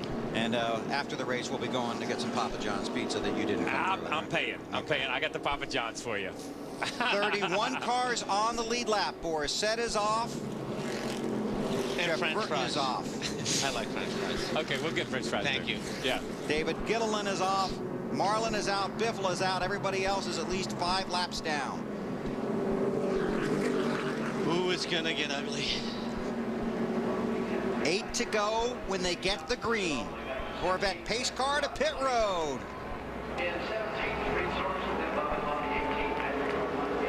Oh boy. What did Benny say? This is gonna be big. It's gonna be. It already has been a little bit.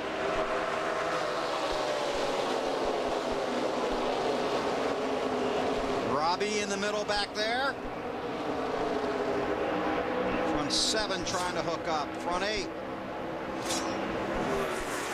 Clint Bowyer trying to make it 9, and J.J. Yaley 10. This is where they start hitting each other and they start bumping each other out of line.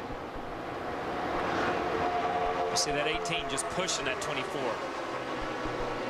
Oh, Matt Kenseth, nice save. Hang on. Get off of me. That's what he's saying. Well, I think he pushed the 17th and got loose. Pushing the 17 got loose. And then the 6 got into was it, all over. And the 6 couldn't get away from him. 7 to go. This is where Junior's up on the wheel like he was at, where were we at? Sonoma, where he said, tell that 42 to go. He's, a pro. He's a pro. We're talking about Montoya. That's right. More contact there between 29 and the 41, I believe, or the 9 car. The good news is we haven't seen the big one. The bad news is we haven't seen the big one.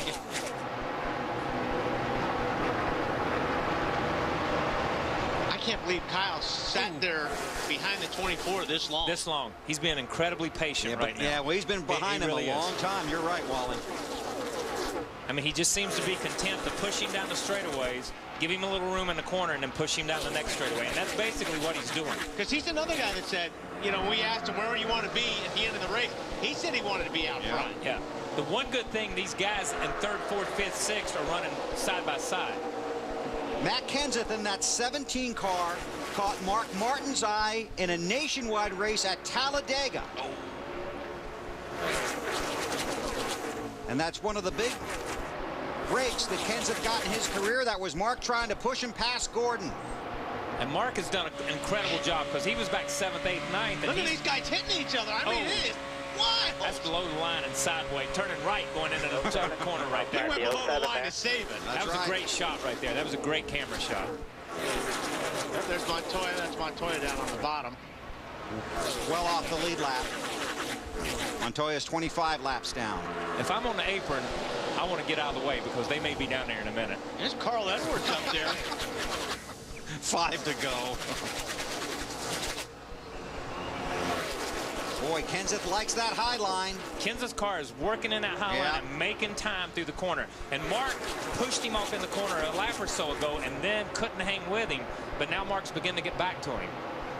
And you see they're bunching back up here in the top 4 or 5. Yes, they are.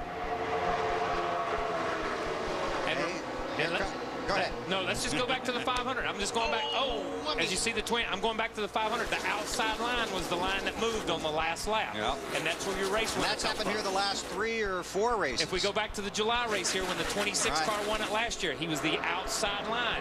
So even though these guys have been hammering the inside, it's that outside push that you get sometimes here. And it was never that way until we started going to these cars.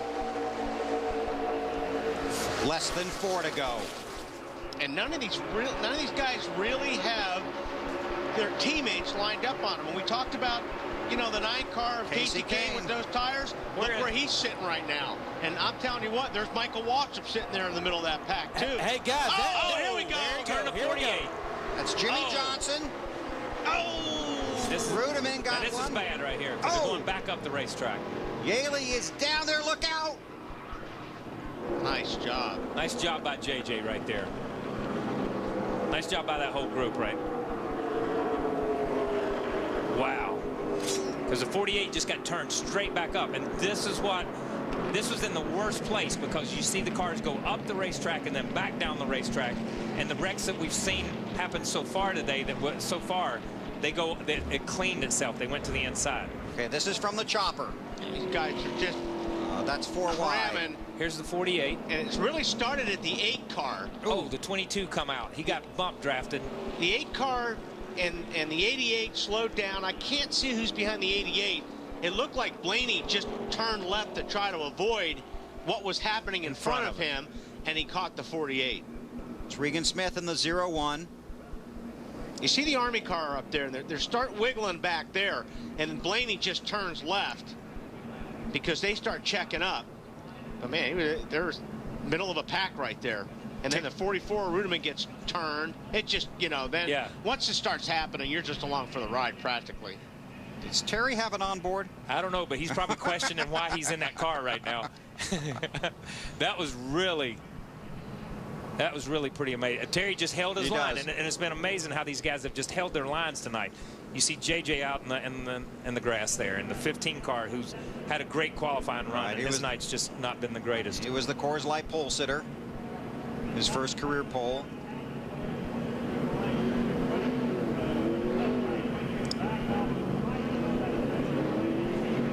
Yeah, here we are. It's just a lot of guys going for the same spot. Yeah. And then the 48 gets hit in the rear and turned around, and you see, I think the 01 must have got into the 48 and then was trying to. Trying to what? I don't know, because he just, once he got into him, he was spinning almost the wrong way. We're going to obviously go to green-white checkers here for the finish. It's Yaley. Stay low, stay low. Yeah, he got hit by the 15, I believe. Look how close this is. Oh. And now this is on board with Kevin Harvick. Inside. This is where a lot of it started right here. You see him close in on the 28, and he just moved to get out of the way. Yeah. Swim behind you. Swim behind you. Caution's out. Caution's out. Watch your back. And here's the problem when you have wrecks like this, because you're trying to drive out the front. Here, hang on one second. Here's Terry. Get a little bit of that, but not much. You're trying to drive out the front, and you can hear the spotter saying, watch your back, watch your back. Look, my eyes are in the front of my head. I can only see one place. I can't see out the back. You can see him check up, and I think Terry just gets into the 22. 22 gets into the 28. Yeah. Boom. And then they just turn around. Boy, Vickers made a nice move. But I think when he's saying watch your back, you got to look in the mirror to make sure you don't slow down so much that you get run into by somebody. Because the majority of the wrecks that we see like this, like the 20 car of that JJ's driving right now, these guys are run out through the grass because they get hit in the rear. It's not because they're avoiding the guy in front of them. They're just getting knocked in the rear and knocked to the left. This will be our 6th green-white checker finish of the season. Marty? Well, Bill, Jeff Gordon not very happy with himself. He said, I should have never given up the bottom line. But here's the dilemma, Kyle and Wally, I want to ask you about. What should Gordon do? His car runs better on the top. So do you choose a line where your car runs better, or do you stay in position in front of everybody else where their car runs better? Tough for Gordon to keep it on the bottom, but when he's at the top, he gave up the lead. Well, he doesn't have any help up there with him. That's his biggest problem right now. He doesn't have any teammates there to help him in case he wants to run a different line. He's going to get any help. So, you know, that's a pretty tough call right there. It really is going to depend on where Edwards or Kenseth, who they decide to go with. Yeah, and like I say, if we go back to the 500, we saw the outside line move. If we go back to the 4th of July race last year, the Coke Zero race last year, we saw the outside line move. So I think with that many laps to go, I don't think that was a bad decision to choose the outside lane, to get up there, build that lane up, and let people start knowing the outside lane is going to be a fast lane. Well, now, you just got to hope. If you go the outside, you just have got to pray somebody's going to go with you. That's basically.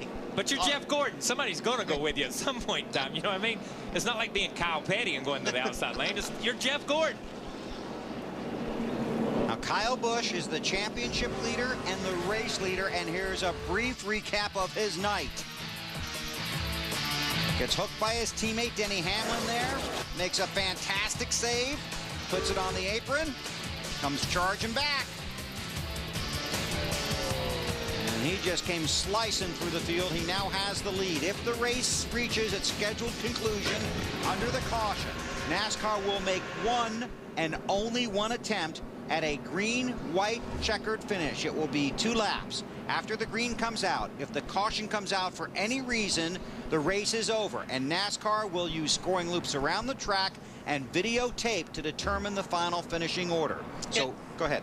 Just saying that, and that's something that you don't really want to wait that last lap, last corner for the Hollywood ending because of the way the rules are exactly now. Right. You need to make your move. As soon as that green flag drops and you cross that line, you better be going for the lead because it could be over before you get to turn 1. Yeah, this move right here absolutely eliminates that type of drama from the race. Matt. Dale Jr. says, I've got no help. The steering wheel's off, meaning the toe's been knocked out, and I've got wimping out issues, meaning Mark Martin. He says, Mark Martin's kind of wimping out on me. Let's work a deal. Tony Gibson and Tony Jr. are in the same stall area. A lot of hand signals, so see if those 2 cars can work together as we get ready for green. 5 miles, 2 laps to determine the winner of the Coke Zero 400. Green flags in the air. Wow, that was a really, really slow start.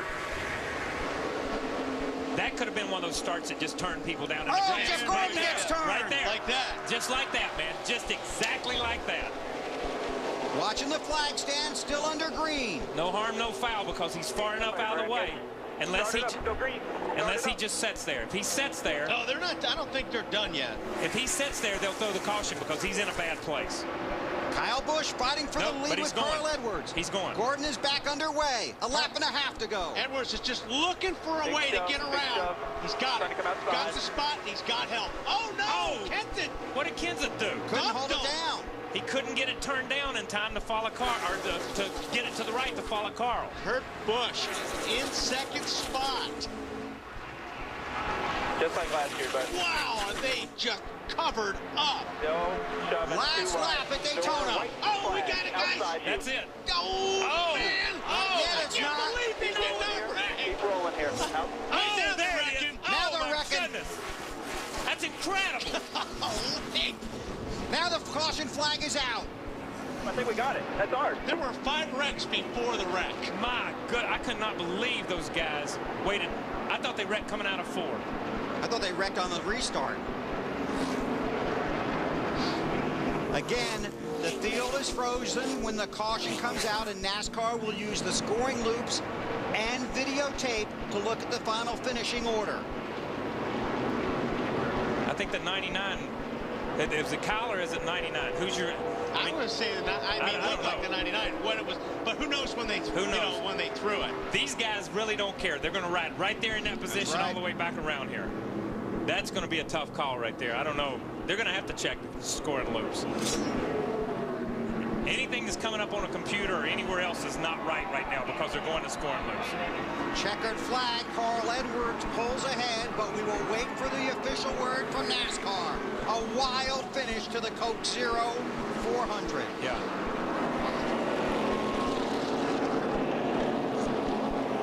That was pretty cool. That was incredible. Great. You got to give a heads up to, you got to give a tip of the hat to Matt Kenseth. And how about Kurt Busch? I mean, to get him to to start in a car he's not even been in. Okay, here come the replays. And we'll be watching with you. Okay, you can see Carl Edwards has the advantage right here. But right there, the 18 does. Where's the scoring loop when the caution comes out? The 18's in front right there. Right. So where's the loop? It's still green. Yeah, I understand it's still green, but it's not the scoring loop. It's the video. When it's for the finish of the race, videotape. it's the video. That's right. right. You're seeing right there. If the caution's out, it doesn't matter about the scoring lap. It's not out yet.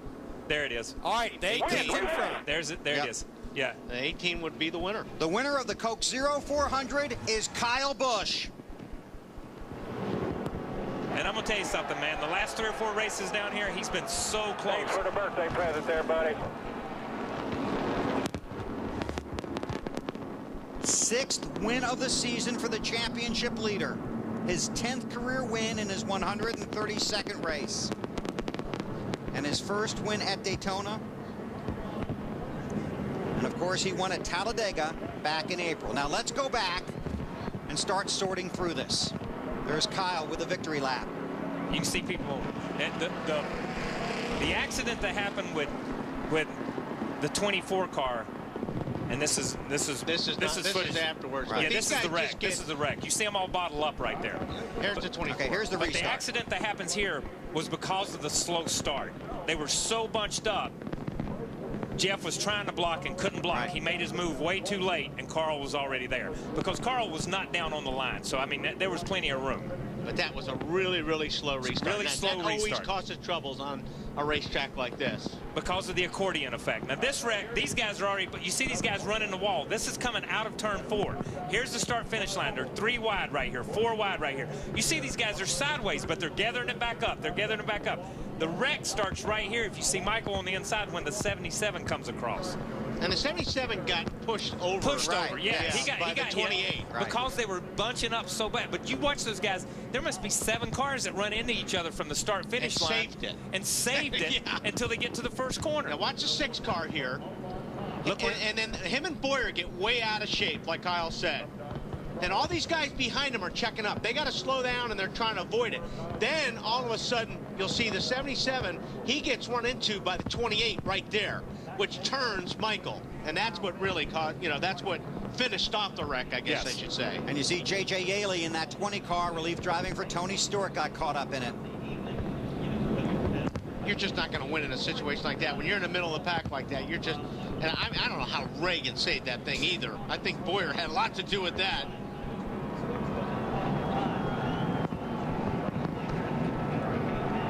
Man. Now, once again, let's go back and look at the leaders watching for the caution to come out. Yeah, you'll see the lights. See the green lights up on the fence?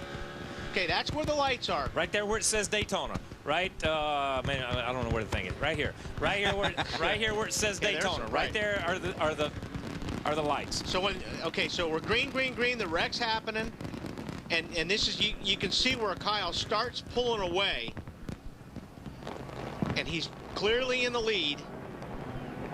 And then there's another set of lights. Right there, right yellow. Here. Yep. See it. I can't do this. Right in that area. You did it.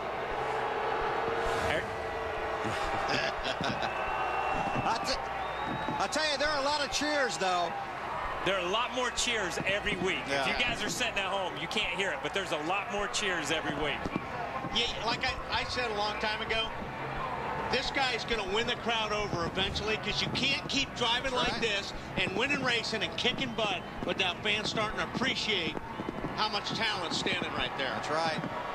Had a good run here last night, but didn't get the win. This is the one he really wanted. Kyle Busch is a winner at Daytona. All right. Let's start sorting things out. Here's Ralph. Well, we're down here. Carl Edwards and Matt Kenseth talking about it. Carl came up just short. Carl, tell me what it was like from inside your car as you were racing side by side with Kyle Busch. Oh, I was just driving as hard as I could. Man, I hate to lose that thing like that. I felt like we could, his brother was behind me. I know they don't get along that well, so I was planning on a really good finish. Man, just congrats to Kyle and those guys. They work real hard, and I just doing everything I could. Jeff moved down on me, and I just couldn't lift. This green-white checkered, and I did everything I could. I just wish we could have raced a little longer, man. That would have been great. I know you was kind of waiting to see on our replay, but he saw it, Bill, took a look at it, and he agreed. Thanks, Ralph. Going to take a 1 minute and 15-second break from Daytona. Kyle Busch is the race winner. Post-race activities in a moment. Tomorrow, one element to save us all. Life comes from destruction, disorder, and chaos. There's nothing that can stop this. There is only one thing. Get more movie and less commercials with The Fifth Element tomorrow at 8 on TNT. Ever since I bought her a popsicle at the skating rink, it's been true love. No, you're cute. No, I love you more. Mom hooked us up with a Suncom Unplan. I get unlimited minutes, so I can call whoever I want, whenever I want. You're too young to know what real love is. I am not, Ma. She's old. Suncom helps us keep our love alive. Now get your first 2 months free with any Suncom Unplan and talk all you want. Suncom. Worryless wireless. It's the biggest 4th of July event to date, announcing the fantastic 4th event at Toyota of Augusta. We close the doors 4th of July to mark down our entire inventory. When you buy any vehicle, we'll make your first 4 payments. July through October are on us. It's 4 times the fun with 4 less payments. Don't miss the fantastic 4th event going on now at Toyota of Augusta. I like it like that. Some of my hats. TNT's wide open coverage of the Coke Zero 400 is presented by Coca-Cola Zero. Real Coke taste and 0 calories. And welcome to our Coke Zero post-race show here at Daytona. Let's check in with Kyle, and this is for real. This is for real. Look, since a Coke driver did not win the Coke Zero 500, 400, whatever this race is, okay? You blew it. I'm sorry. You couldn't read the I'm not card. reading it. You I'm had not to reading ad-lib it. You had to ad-lib it. Everybody gets a Coke Zero on me, Kyle Petty, the only guy that's sitting in the booth up here. So you get a Coke Zero on me. Go to CokeZero.com until, what is it, the 13th? The 13th. Yeah, something like that. I don't know. It's not on the card. Just go to CokeZero.com and get a free Coke on Kyle Petty. Golly. Let's go to Victory Lane where the real celebration is.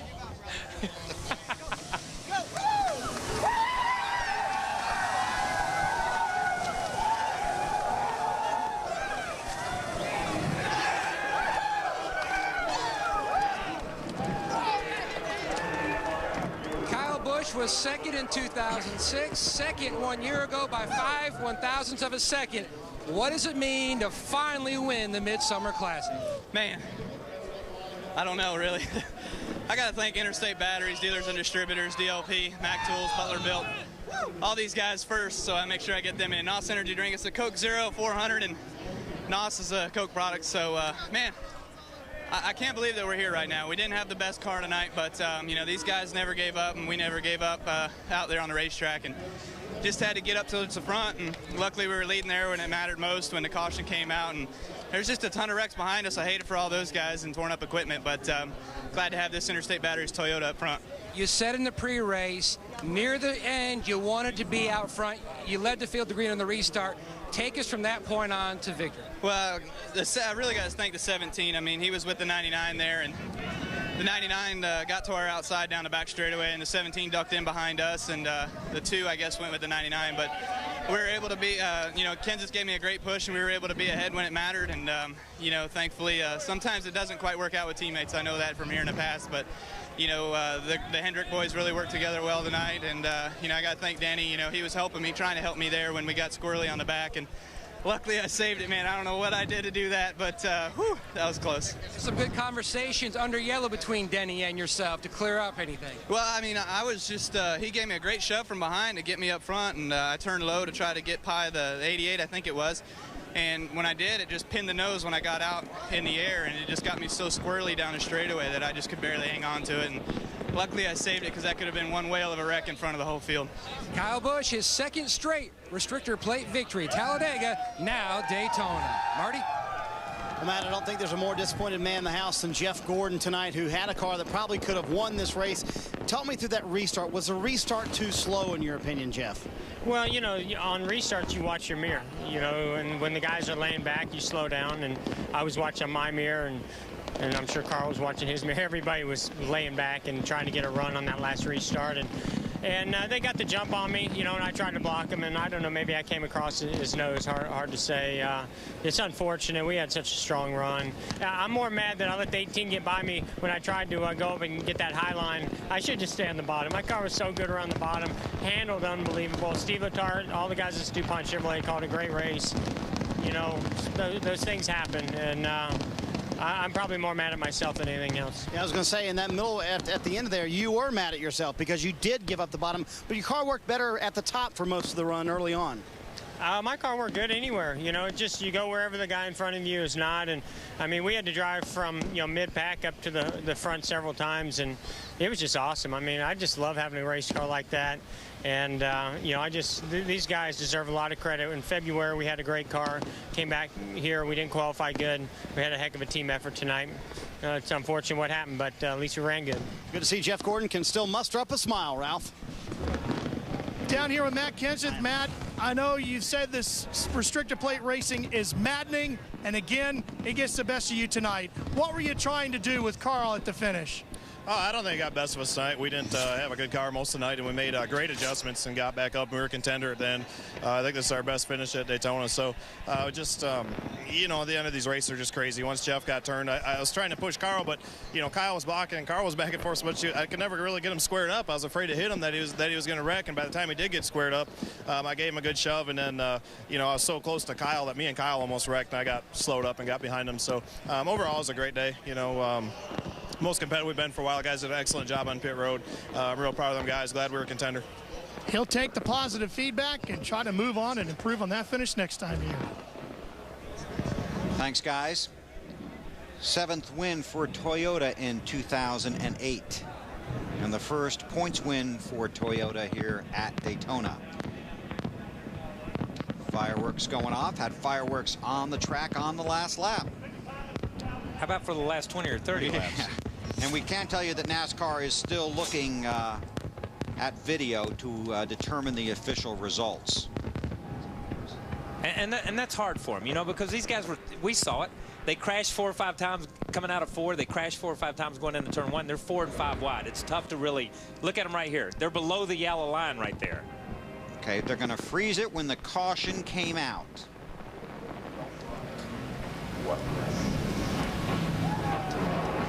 And there you see the 18. You see Kenseth 3rd, yep. Busch is 4th. And our machines are time-coded basically by time of day, so you can go to different machines and get the exact same second. And that's the same shot at the same time when the caution came out. And I don't think anybody's going to dispute the top 4 or 5. They're going to look at the rundown back to 15th, 16th, 17th, the guy that finishes 22nd, 23rd, because these guys wrecked. And then you got to maintain a certain speed, so they're going to check where they were at and all this stuff. And they were all stacked up. And they were all stacked up back there. So that was really hard to find out who's in front of who. Right, and I hate to give you a lot of numbers here because everything's unofficial, but right now it's a 182-point lead for Kyle Busch. That would be the largest lead of the season. A few minutes ago, Lindsay with Kurt Busch. Kurt Busch hadn't had any laps even in this car besides qualifying, but you found a way to muscle through and get a 4th place finish. How satisfying is this for you? This is a great finish. I mean, we changed the shock, a track bar, spent a lot of time in the back, and just kept hoping and praying that our setup that was good for us in February was going to come up again here in July, and it did. Gave us a chance to run hard up front at the end, and so we just found the right groove, and we could push guys, we could accept pushes, but just got to break through and try to win one of these for Miller Lite and Dodge. Sum it up what it was like for you going through those last couple laps.